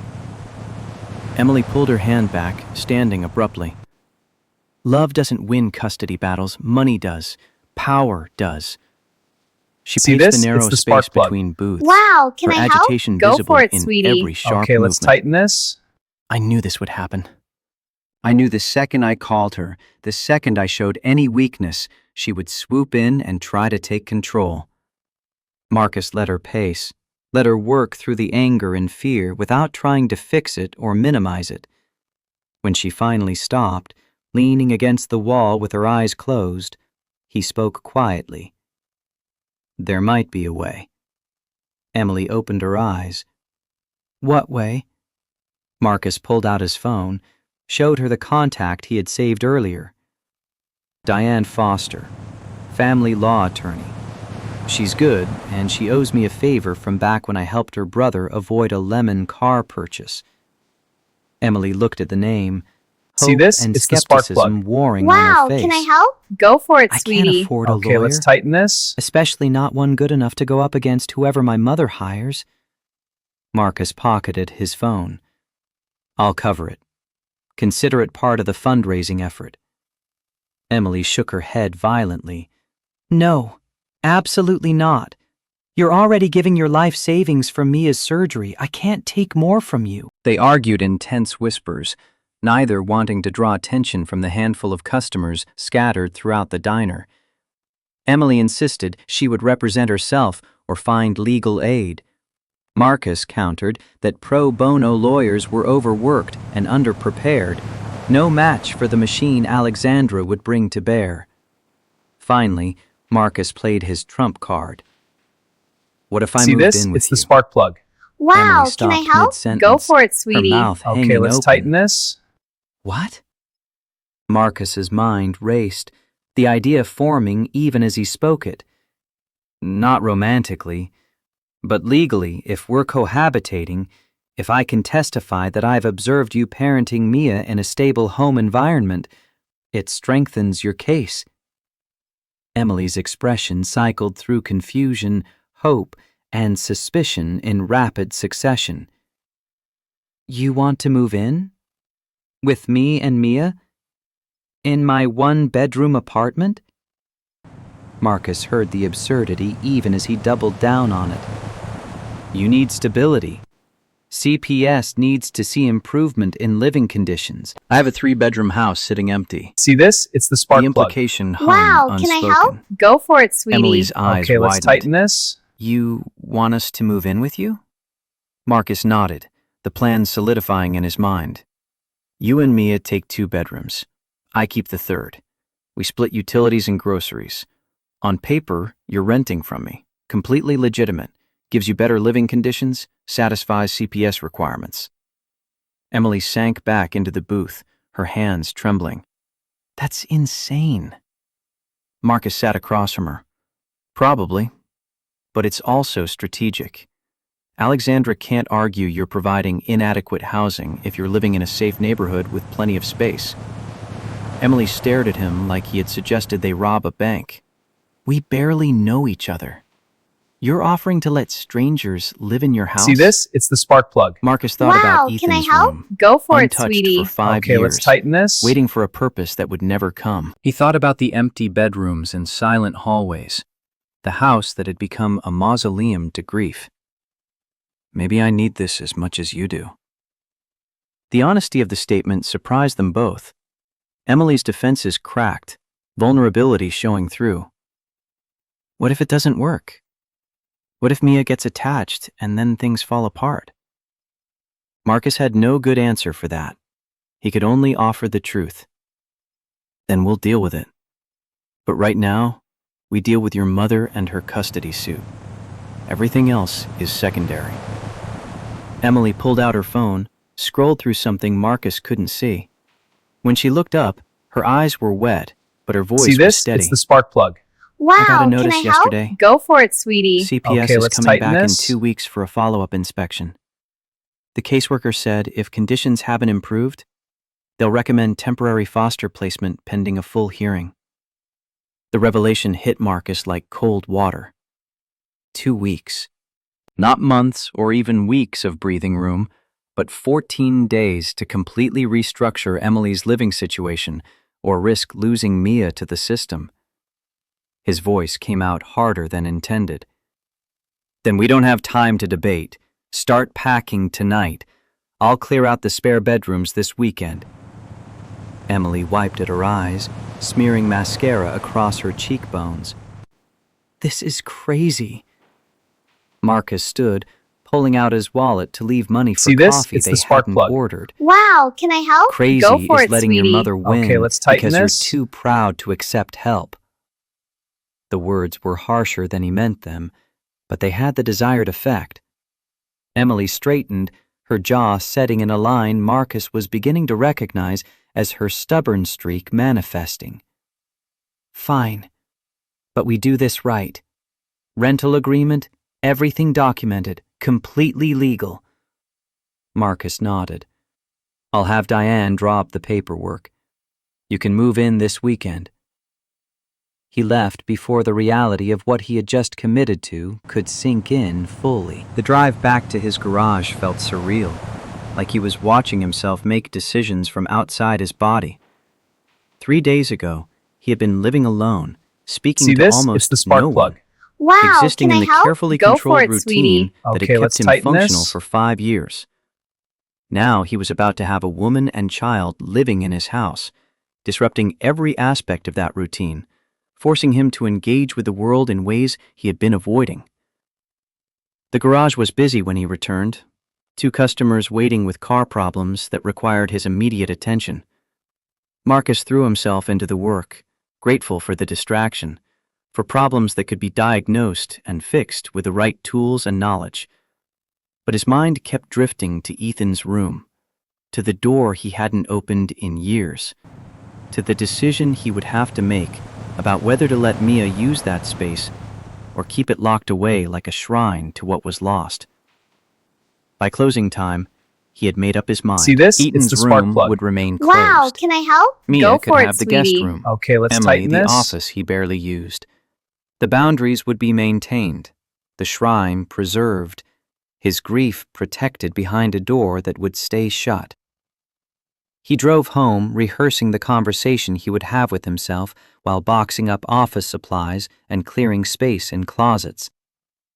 The house greeted him with its usual silence, but tonight it felt different, temporary, about to be shattered by the presence of other people, other lives, other needs beyond his own. Marcus stood in the hallway between the 3 bedrooms. The guest room to his left, furnished with a bed and dresser he had bought years ago when Sarah's mother used to visit.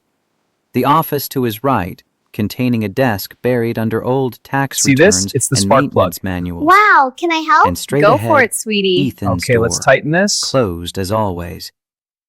He turned to the guest room first, stripping sheets that smelled of dust and disuse, opening windows to air out the stale atmosphere. The closet held boxes of Sarah's belongings he had never bothered to throw away. Clothes she hadn't wanted enough to take, books she had left behind, photo albums documenting their courtship and early marriage. Marcus hauled the boxes to the garage, stacking them near the trash bins with a ruthlessness that surprised him.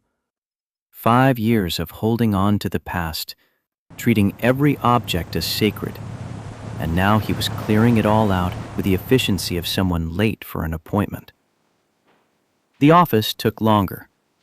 He sorted through papers, See this? It's the tossing spark plug. outdated insurance Wow, can I documents help? and Go warranty for it, information sweetie. for Okay, appliances let's they no tighten this. longer owned. The desk went into storage, replaced by the spare bed from his mother's house that had been gathering dust in the garage attic.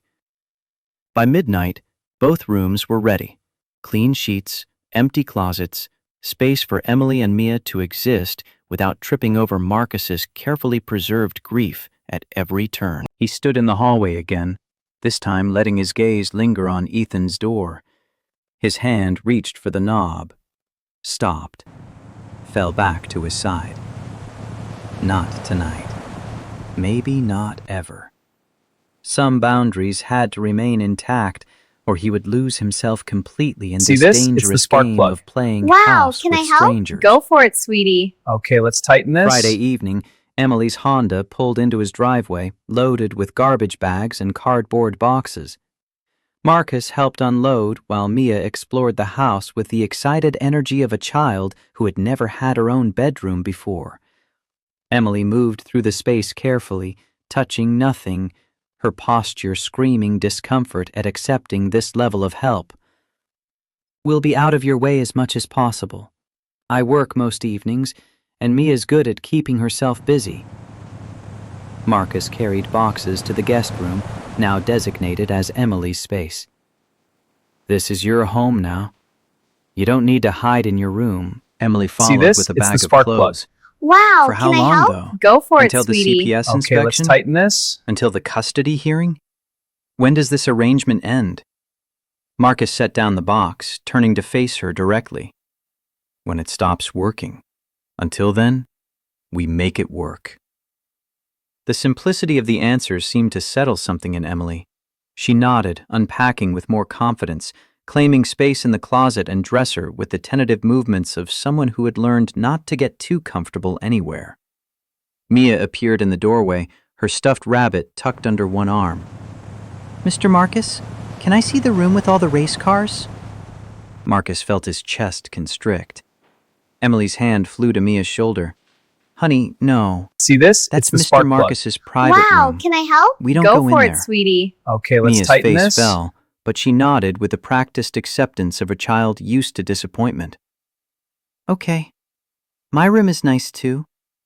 She vanished down the hallway. Marcus and Emily stood in awkward silence, the ghost of Ethan hanging between them more real than any living presence. Emily's voice was soft. "I'm sorry. I'll talk to her about boundaries." Marcus shook his head. She didn't know.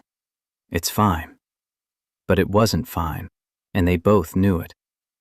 Marcus excused himself, retreating to his own room and closing the door against the sounds of Emily and Mia settling into their new space.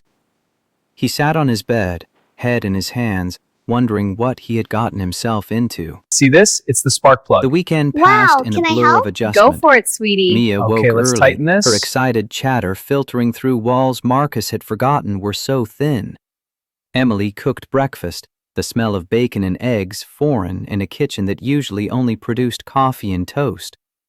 They navigated around each other like dancers learning new choreography, polite and careful and hyper-aware of every interaction. Sunday afternoon, CPS caseworker Jennifer Palmer arrived for an unscheduled visit. Marcus answered the door, noting her surprise at seeing him. "Mr. Reed, I didn't realize you'd be here." Emily appeared behind him, wiping her hands on a dish towel. "Marcus is my landlord. I'm renting 2 bedrooms." Jennifer's eyebrows rose, See this? It's the but she spark plug. maintained professional Wow, can I help? neutrality. Go for it, sweetie. "May I see the let's rental tighten agreement?" this. Diane had delivered the paperwork Friday evening, properly notarized and filed with the county.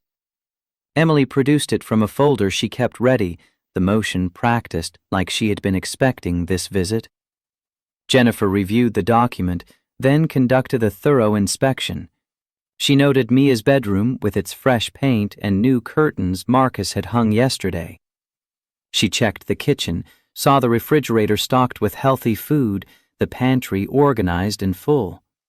She examined the bathroom, the living areas, even poked her head into Marcus's room to verify he actually lived here. When she finished, her expression had shifted from skepticism to cautious approval. "This is a significant improvement, See this? Miss It's the spark Hartwell. plug. Wow, Mia has can her I own help? space. Go for it, You're in a sweetie. safe Okay, neighborhood. let's tighten The this. home is clean and well maintained." Emily's relief was visible, her shoulders dropping from where they had been hunched near her ears. "Does this mean—" Jennifer held up a hand. "It means I'll recommend closing the case. But I'll be frank with you. Someone filed a complaint yesterday alleging this is a fraudulent living arrangement designed to deceive CPS." Marcus's jaw clenched. Alexandra, obviously. Moving faster than he had anticipated, attacking from multiple angles. Jennifer continued, "I'll need to verify this is genuine.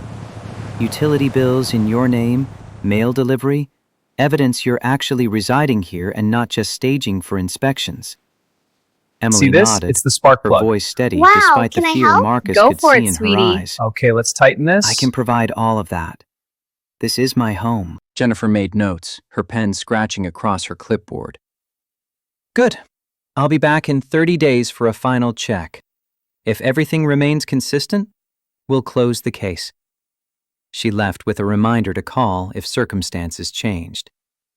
Marcus closed the door and leaned against it, exhaustion crashing over him like a wave. Emily's voice was tight. "My mother, she's already started." Marcus nodded, too tired to pretend surprise. "She moves fast." Emily sank onto the couch, her head in her hands. "What if we can't prove this is real? What if she finds some technicality, See this? some way It's to the make spark it look plug. like fraud?" Wow, can I help? Marcus Go for sat it, beside sweetie. her, Okay, let's careful to tighten maintain this. distance, even as he offered reassurance. "Then we make it real. You live here. You pay rent. You get mail here. We document everything." Mia wandered in from her room, her rabbit trailing from one hand. "Are we in trouble?" Emily pulled her daughter into a hug. "No, baby, we're fine." But over Mia's head, her eyes met Marcus's, and the fear in them was unmistakable. They both understood that Alexandra was just getting started, that the CPS visit was only the opening move in what would be a long, brutal battle. The week that followed established new rhythms. See this? It's the spark Emily plug. left for work Wow, at 6 can I a.m., help? Go back for by it, 2 sweetie. to pick Okay, Mia let's up tighten from this. school. She worked her evening shift from 5 to midnight, leaving Marcus to watch Mia for those 7 hours. He helped with homework, made dinner, enforced bedtime with the awkwardness of someone who hadn't done this in 5 years. Mia never complained. She did her schoolwork at the kitchen table while Marcus tinkered with small engine repairs he brought home from the garage. She ate whatever he cooked without comment, even his more disastrous attempts at following recipes. She went to bed when told, her rabbit tucked under her arm, her voice sleepy. "Good night, Mr. Marcus." He found himself looking forward to those evenings in ways he didn't want to examine too closely. The house felt See less this? empty It's the with spark another plug. presence in it, Wow, can even I when they help? weren't Go speaking. for it, sweetie. The Okay, silence let's was tighten different this. now, companionable rather than oppressive. Thursday evening, while Mia was absorbed in a drawing project, Marcus's phone rang with an unfamiliar number. He answered, stepping onto the back porch for privacy. A male voice, rough with alcohol and anger. "Stay away from my family." Marcus's hand tightened on the phone. "Who is this?" Harsh laughter. "You know who it is. You think you can just move in and play daddy? She's my daughter." Derek. Marcus's voice dropped to something cold and dangerous. "You signed away your rights 7 years ago." Derek's breathing was heavy, labored.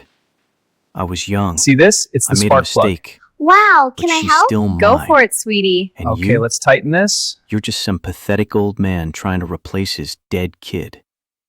The words hit like a fist. Marcus forced himself to breathe, to respond with logic rather than rage. "Come near Emily or Mia again, and I'll have you arrested for violating the restraining order." Derek's laugh turned nasty. "Restraining order doesn't mean shit. I know where you live now. Nice house, safe neighborhood. But accidents happen, you know? Houses catch fire, cars get tampered with, people get hurt." The threat was clear enough. Marcus's voice stayed level despite the adrenaline flooding his system. See "Touch this? them It's and the I'll spark put plug. you in the ground." Wow, can I help? Go for it, He hung sweetie. up before Okay, let's Derek tighten could this. respond, his hands shaking with suppressed violence. He stood on the porch for 10 minutes, forcing his heart rate down, his breathing to steady. Derek was drunk and making empty threats, he told himself. Nothing would come of it. But he called the police anyway, reported the threat, got a case number that meant nothing but created a paper trail. He called his security company, upgraded the system to include cameras at every entrance. He bought pepper spray and a baseball bat, kept them accessible but hidden from Mia's curious eyes. When Emily came home after midnight, Marcus told her about the call. She went pale, then angry, then collapsed into tears that she tried to hide behind her hands. See this? It's the spark plug. Marcus sat beside her Wow, on the can I couch, help? Go not for it, touching, sweetie. but present, Okay, let's tighten letting her this. cry without trying to fix it or minimize it. When she finally spoke, her voice was raw. "I'm so sorry. I never should have gotten you involved in this. My mother, Derek, all of it. You didn't sign up for this level of crazy." Marcus's response came without hesitation. "I signed up exactly for this. All of it." Emily looked at him with red-rimmed eyes. Why? Why would anyone choose this? Marcus thought about his empty house, his purposeless days, the 5 years he had spent going through motions without meaning. Because saving someone else's kid gives me a reason to get up in the morning. Because maybe I can't fix See this? what It's the happened spark to plug. Ethan, Wow, can but I I help? can make sure Go for it, nothing sweetie. happens to Okay, Mia. let's tighten this. The honesty surprised them both. Emily reached out, her hand finding his, their fingers interlacing with a naturalness that should have felt foreign, but didn't. They sat in the darkened living room, holding hands like teenagers, neither willing to acknowledge what was happening between them. Friday afternoon brought the letter they had been dreading. Official notice from the Harris County Family Court. Alexandra Hartwell had filed for emergency custody of Mia Hartwell, citing inadequate living conditions, maternal neglect, and concern for the child's immediate safety. The hearing was scheduled for 3 weeks out. Emily read the document with shaking hands, her face cycling through emotions too quickly for Marcus See to this? track. It's the spark plug. When she Wow, finished, can I help? she set Go the for papers it, down sweetie. carefully, Okay, let's stood tighten up, this. and walked to the bathroom. Marcus heard the water running, heard the muffled sounds of someone trying not to break down completely. He knocked softly. "Emily?" Her voice came back thick with tears. "I need a minute." Marcus waited in the hallway, giving her space while staying close enough to help if needed. Mia appeared from her room, clutching her rabbit. "Is Mom okay?" Marcus crouched down to her level. "She's upset about some grown-up stuff. She'll be okay." Mia studied his face with those two old eyes. Is someone trying to take me away? The question froze Marcus's breath in his lungs. He wanted to lie, See this? to It's the protect her spark from plug. adult realities Wow, she was can I too help? young to Go understand. for it, sweetie. Okay, let's But Mia tighten deserved this. honesty, deserved to know what was happening to her life. His voice came out gentle. Your grandmother wants you to live with her. Your mom is going to fight to keep you here. And I'm going to help. Mia processed this information with unusual calm. I don't want to live with someone I don't know. I want to stay with Mom. And with you. The casual inclusion of Marcus in her desired future hit harder than he expected. He pulled Mia into an awkward hug, his first instinct to comfort overriding his usual reluctance for physical contact. Then we'll See make this? sure It's that the spark happens. plug. Wow, can I help? Emily emerged for from it, the sweetie. bathroom, Okay, her let's face tighten this. washed but eyes still red. She saw Marcus hugging Mia, and something shifted in her expression, gratitude mixed with something deeper, more complicated. That night, after Mia was asleep, Marcus and Emily sat at the kitchen table reviewing the custody petition. Diane had sent over her initial response strategy, highlighting the weaknesses in Alexandra's case, but also acknowledging the significant advantages wealth and connections provided. Emily's voice was hollow. She's going to win, isn't she? Marcus looked up from the legal documents, seeing the defeat already settling into Emily's posture. Not if we fight smart. See this? It's the spark plug. Emily laughed Wow, bitterly. can I help? Go for Fight it, sweetie. smart against Okay, let's unlimited tighten money this. and the best lawyers in Texas? How exactly do we do that? Marcus leaned back, thinking about his years in the military, the lessons about asymmetric warfare and using your opponent's strengths against them. We use what we have. Community support, character witnesses, documentation of Mia's happiness and health under your care. He pulled out his phone, showed Emily the Facebook page someone had created for Mia's fundraiser. Over 5,000 followers now. People sharing stories of how Marcus had helped them over the years, pledging support for Emily and Mia. We have people. Your mother has money. People can be more powerful. See this? It's the spark plug. Emily Wow, scrolled can I through the help? comments, Go for it, her expression sweetie. shifting Okay, from let's tighten despair this. to cautious hope. You really think this can work? Marcus couldn't lie to her. I think we have a chance. That's more than nothing. They worked until 2 a.m., compiling lists of potential witnesses, documenting every interaction with Mia's doctors and teachers, building a case that would prove Emily's fitness as a parent despite her financial limitations. When Emily finally headed to bed, she paused in the doorway. Thank you for all of this, for believing in us when you had no reason to. Marcus met her eyes across the dim kitchen. I had plenty of reasons. They just didn't make sense until I met you. The moment stretched between them, charged with possibilities It's the neither spark was plug. ready to name. Wow, Then can I Emily help? smiled, Go for it, small sweetie. and tired Okay, but let's tighten genuine, this. and disappeared down the hallway. Marcus sat alone in the kitchen, the custody documents spread before him like battle plans. He thought about Alexandra's confident threats, Derek's drunken promises of violence, the uphill fight ahead of them. He should be terrified, should be reconsidering his involvement, protecting himself from the fallout that was surely coming. Instead, he felt more alive than he had in 5 years, energized by purpose and possibility. The house creaked around him, settling into its nighttime rhythms. From down the hall, he could hear Mia's soft breathing, Emily's lighter movements as she got ready for bed. Normal sounds. See this? Family It's the sounds. spark plug. Wow, Marcus can I stood, help? Go turned for off it, the sweetie. lights, Okay, let's paused by tighten Ethan's this. door on his way to his room. His hand rested on the knob as it did every night, but tonight the ritual felt different. Less like mourning, more like acknowledgement. He spoke to the darkness, his voice barely a whisper. I'm not replacing you, but I need to help them. I hope you'd understand.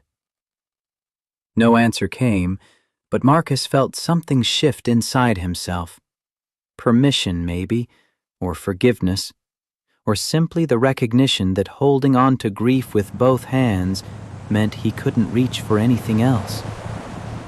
He went to bed with his mind full of legal strategies and custody hearings and the monumental task they faced. See this? It's the spark plug. But underneath it Wow, all, can I help? beneath Go the for it, worry sweetie. and planning, Okay, let's tighten this. was something he hadn't felt in years.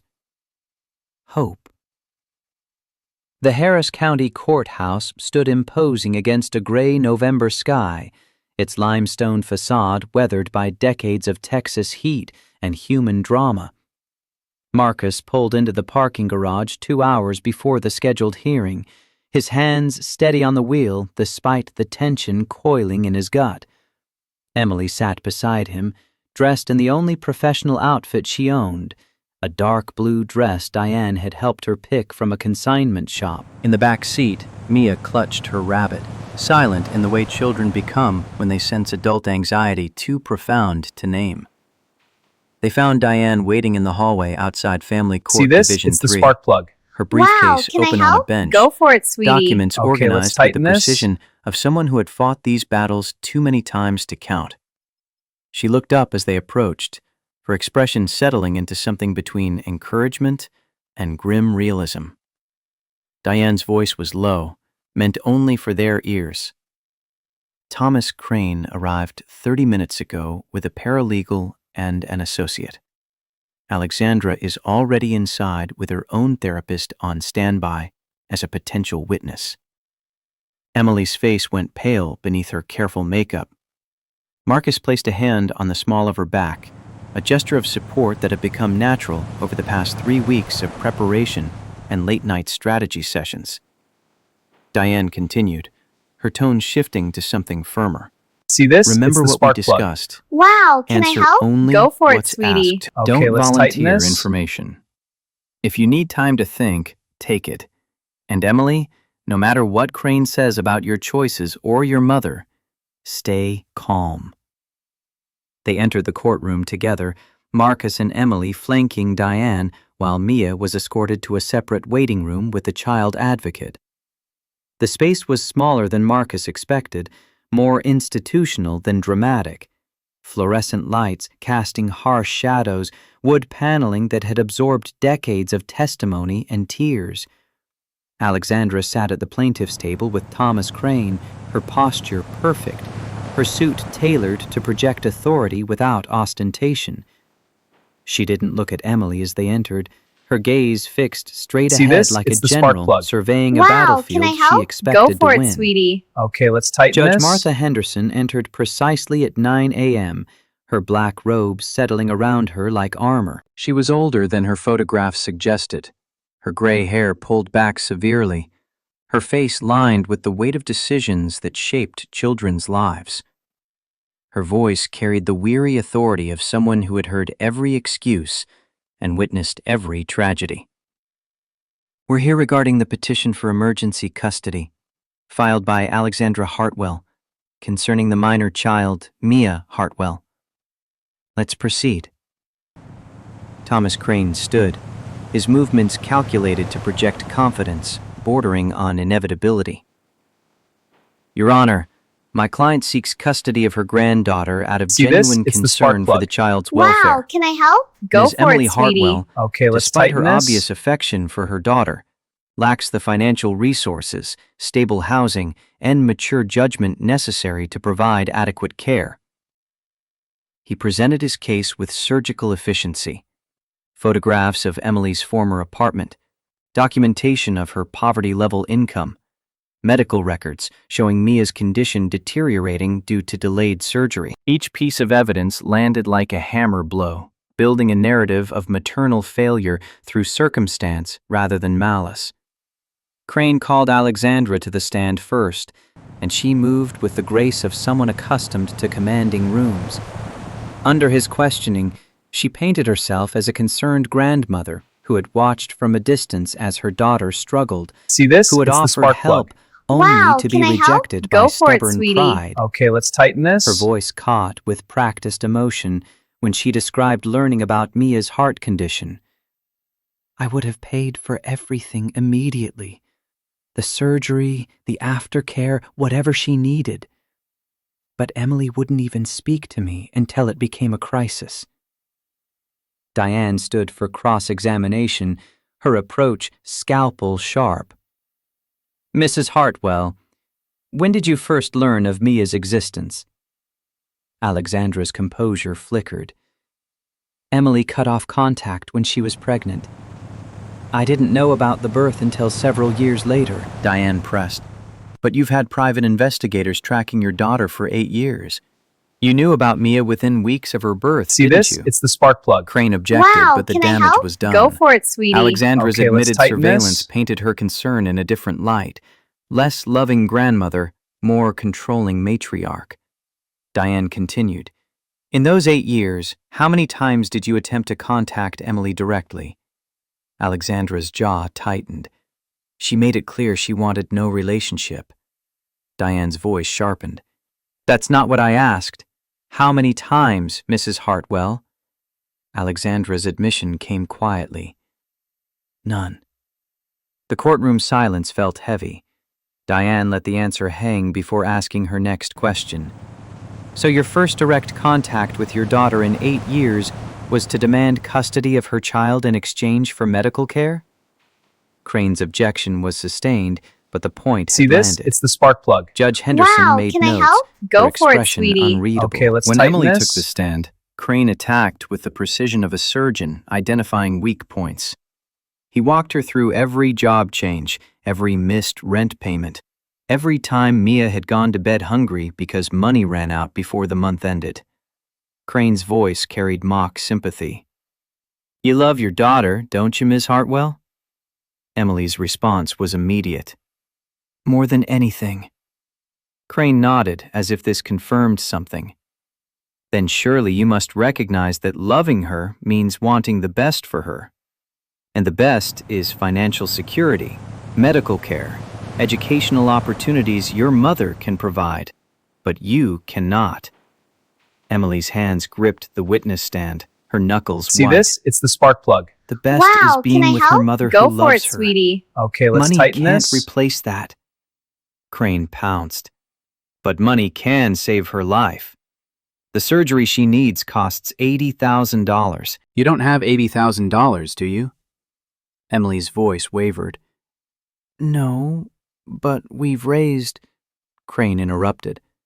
How much have you raised through fundraising and donations? Emily's answer came quietly. 23,000. Crane's expression conveyed pity as artificial as his sympathy. Still 57,000 short with 2 weeks until the surgery deadline. How do you plan to make up that difference? Emily looked at Diane, who gave a slight nod.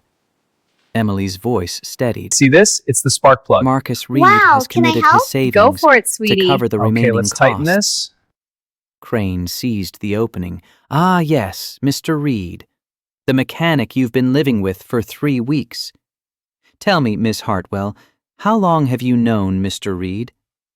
Emily calculated quickly. About 6 weeks? Crane's eyebrows rose theatrically.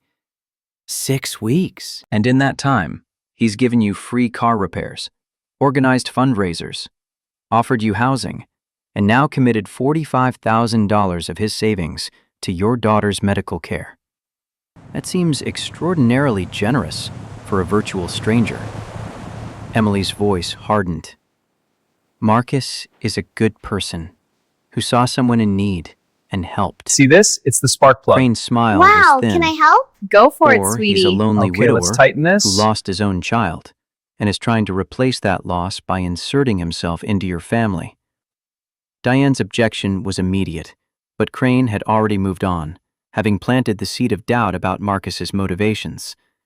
He questioned Emily about her move into Marcus's house, implying the arrangement was fraudulent, designed solely to deceive CPS. When Marcus took the stand, Crane's approach shifted to something more aggressive, less pretense of sympathy. He established Marcus's background, the accident, Sarah's departure, the 5 years of self-imposed isolation. Crane's voice carried false concern.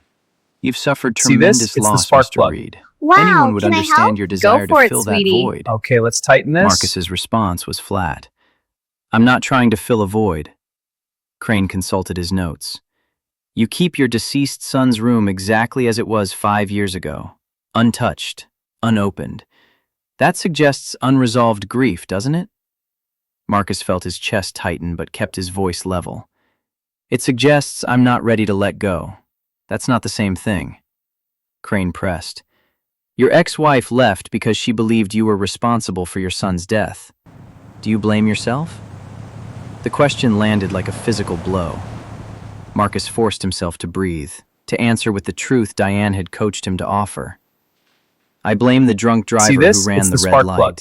Wow, But can yes, I help? part Go of me for will it, always sweetie. wonder if I Okay, could have let's done tighten something this. different. Crane's voice softened into something almost gentle, making the attack more devastating. And now you're trying to save Mia because you couldn't save Ethan. You're using this little girl to work through your own trauma. Marcus's voice came out harder than he intended. I'm helping a child who needs help. My reasons don't change the fact that Mia is loved and cared for by her mother. Diane's redirect was brief but pointed.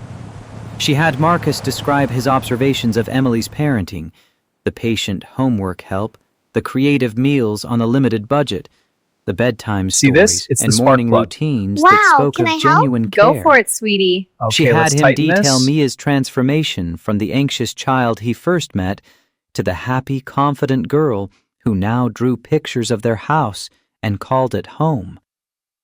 Judge Henderson called for a brief recess before character witnesses. Marcus found Emily in the hallway, her makeup streaked from crying she had tried to hide. He didn't offer empty reassurances, just stood beside her in silence that communicated more than words could. When court resumed, Diane called Mrs. Chen, Mia's third-grade teacher.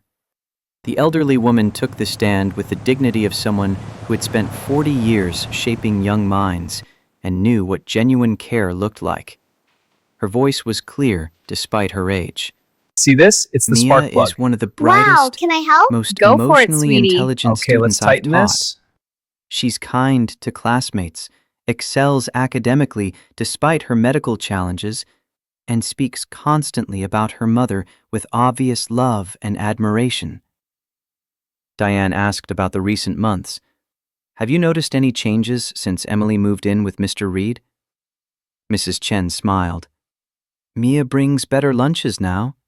Her homework is always complete. She talks about family dinners and helping Mr. Marcus in his garden. She seems happier, more secure. Crane's cross-examination tried to suggest Mia was repeating coached stories, but Mrs. Chen shut him down with the authority of decades in education. I've taught long enough to See know this? the It's difference the spark between plug. a child repeating Wow, rehearsed can I help? lines Go and for a it, child sweetie. sharing genuine Okay, let's tighten experiences. this.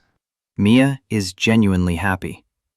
Robert, Emily's boss at the diner, testified next about her work ethic and reliability.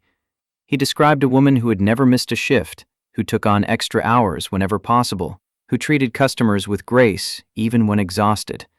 His voice carried working-class solidarity. Emily's good people. She works harder than anyone I know. Just because she's poor doesn't mean she's a bad mother.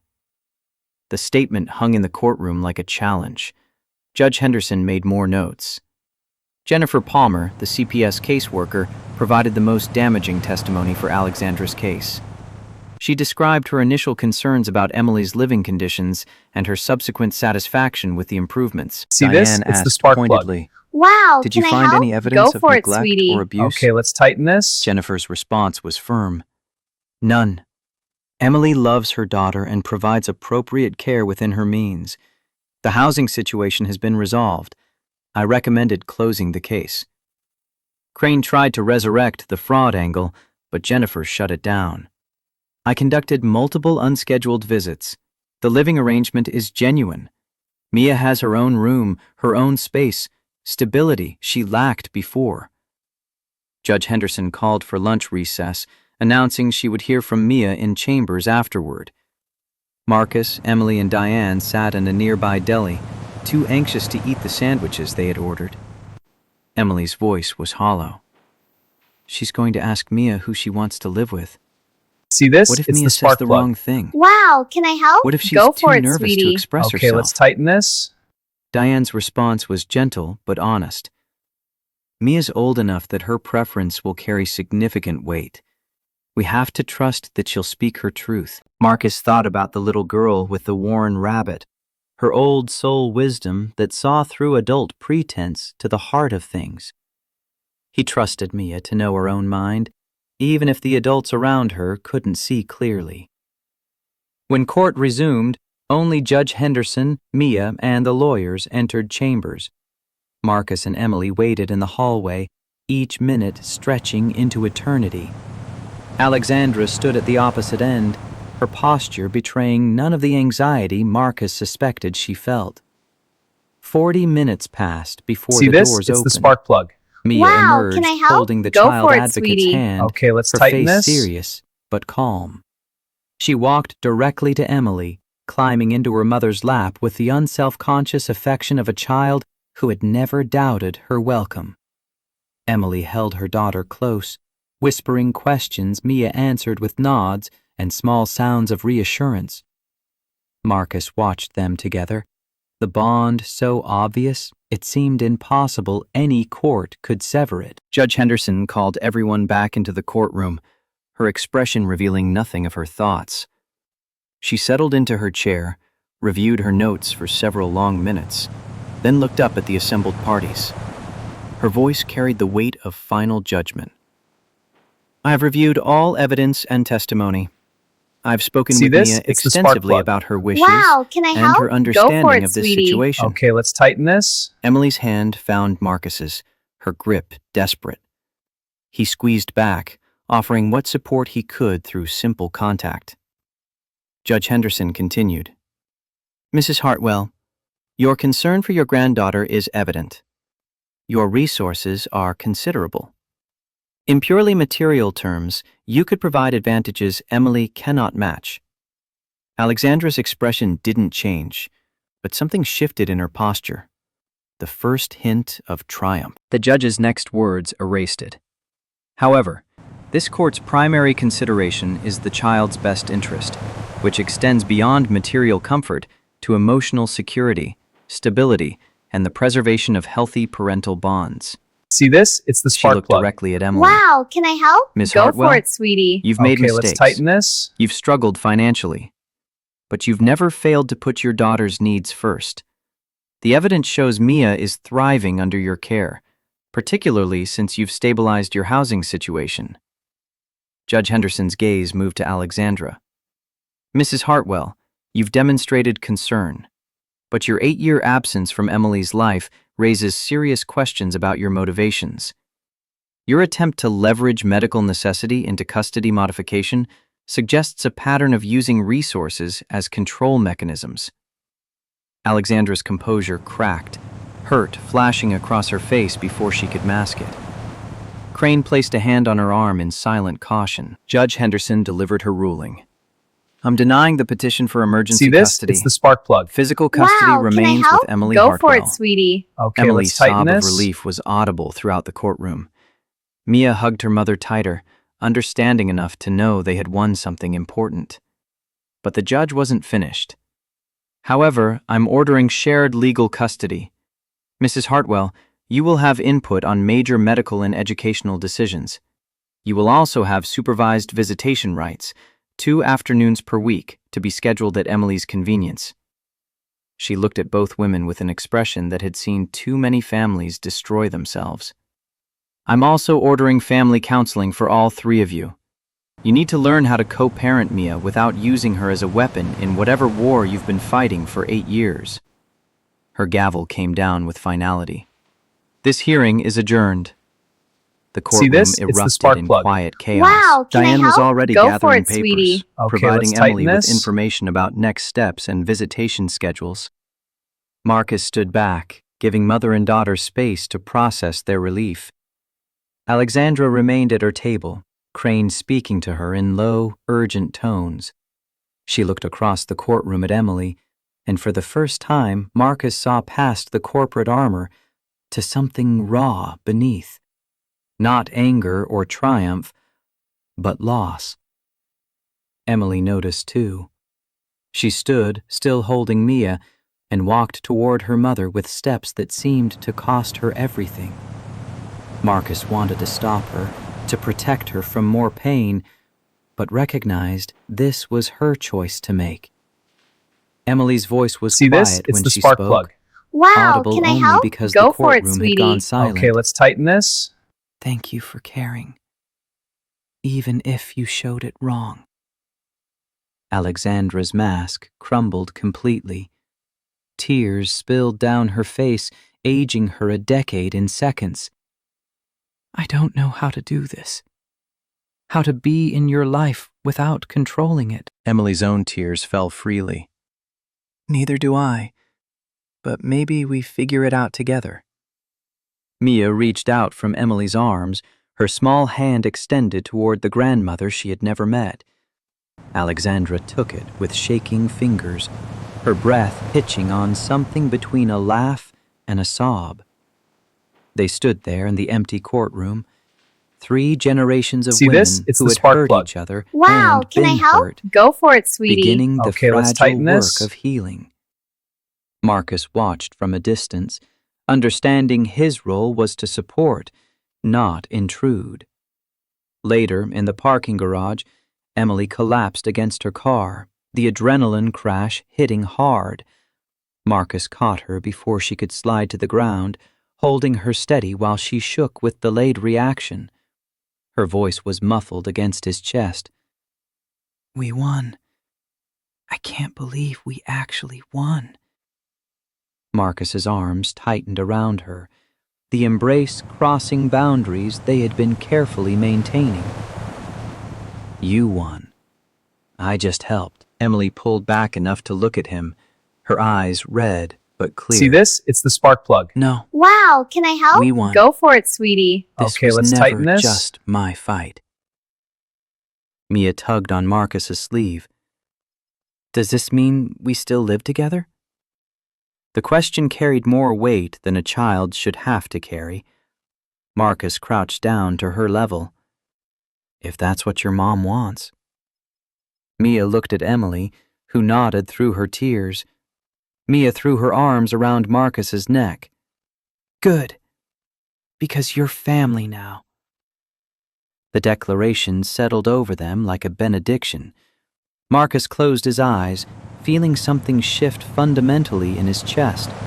Not the replacement of what was lost, but the recognition that love could exist in more than one form, that healing See didn't this? It's mean the spark forgetting. plug. Wow, can I They help? drove home Go for through it, Houston sweetie. traffic. Okay, let's tighten Mia this. chattering excitedly about returning to school tomorrow with good news. Emily silent beside Marcus as she processed everything that had happened. When they pulled into the driveway, the house looked different somehow, less like a temporary shelter and more like home. That night, after Mia was asleep, Marcus found Emily on the back porch. She had changed into comfortable clothes, her hair down from its professional style, looking more herself than she had in weeks. She glanced up as he joined her. I've been thinking about what happens next. Marcus settled into the chair beside hers. What do you mean? Emily's See this? voice It's the carried spark careful plug. consideration. Wow, can I help? Go for The it, custody sweetie. battle is Okay, over. let's tighten this. CPS closed their case. Mia's surgery is scheduled for next week with all funds secured. The reasons you offered us your house, they're resolved. Understanding hit Marcus like cold water. She was offering him an exit, a return to the solitary life he had maintained so carefully before they crashed into it. His response came without hesitation. Are you asking me if I want you to leave? Emily met his eyes. I'm asking if you're ready for us to stay. The distinction mattered. Marcus thought about his morning routine, now including the sound of Mia's laughter and the smell of Emily's coffee. See this? He It's thought the about spark plug. evenings spent Wow, helping can with I help? homework, Go for it, weekends sweetie. working in the Okay, garden, let's tighten while this. Mia narrated elaborate stories to her rabbit. He thought about the way his house felt lived in again, full of voices and life and mess. He thought about Ethan's door, still closed, but no longer quite so heavy with grief. His voice came out rougher than intended. I want you to stay, both of you, for as long as you need. Emily's smile was complicated, relief and hope, and something deeper that neither of them was ready to name. And if it turns into longer than need? If it becomes want? Marcus reached across the space See between this? their It's the chairs, spark plug. his hand Wow, finding can I hers. help? Go for it, Then we sweetie. figure it Okay, out let's as we tighten go. this. They sat in companionable silence, hands linked, watching stars emerge in the Texas sky. Tomorrow would bring Mia's pre-surgery appointments. Next week would bring the operation itself. 6 hours of waiting and hoping and prayer. The weeks after would bring recovery and Alexandra's scheduled visits and the complicated work of rebuilding a fractured family. But tonight, they had won something worth celebrating. Tonight, they were together, and that was enough. Marcus looked up at the stars, thinking about Ethan, about the conversation he had never gotten to have with his son, about what comes after loss, how life continues even when it seems impossible. He spoke to the darkness, his voice barely above a whisper. I'm not replacing you, but I'm learning how to live again. I hope that's okay. No answer came from the stars, but Marcus felt something like peace settling over him. Not closure, but acceptance. The grief would always be there, but it no longer had to be the only thing defining his existence. Emily squeezed his hand, understanding without needing explanation. They sat together until the night grew cold, then went inside to the house they were learning to share, to the life they were tentatively building from pieces of what was broken. Family, Marcus was learning, wasn't just blood or legal documents. It was choice, made new every day. It was showing up when things got hard. It was loving broken people and letting them love you back. It was this.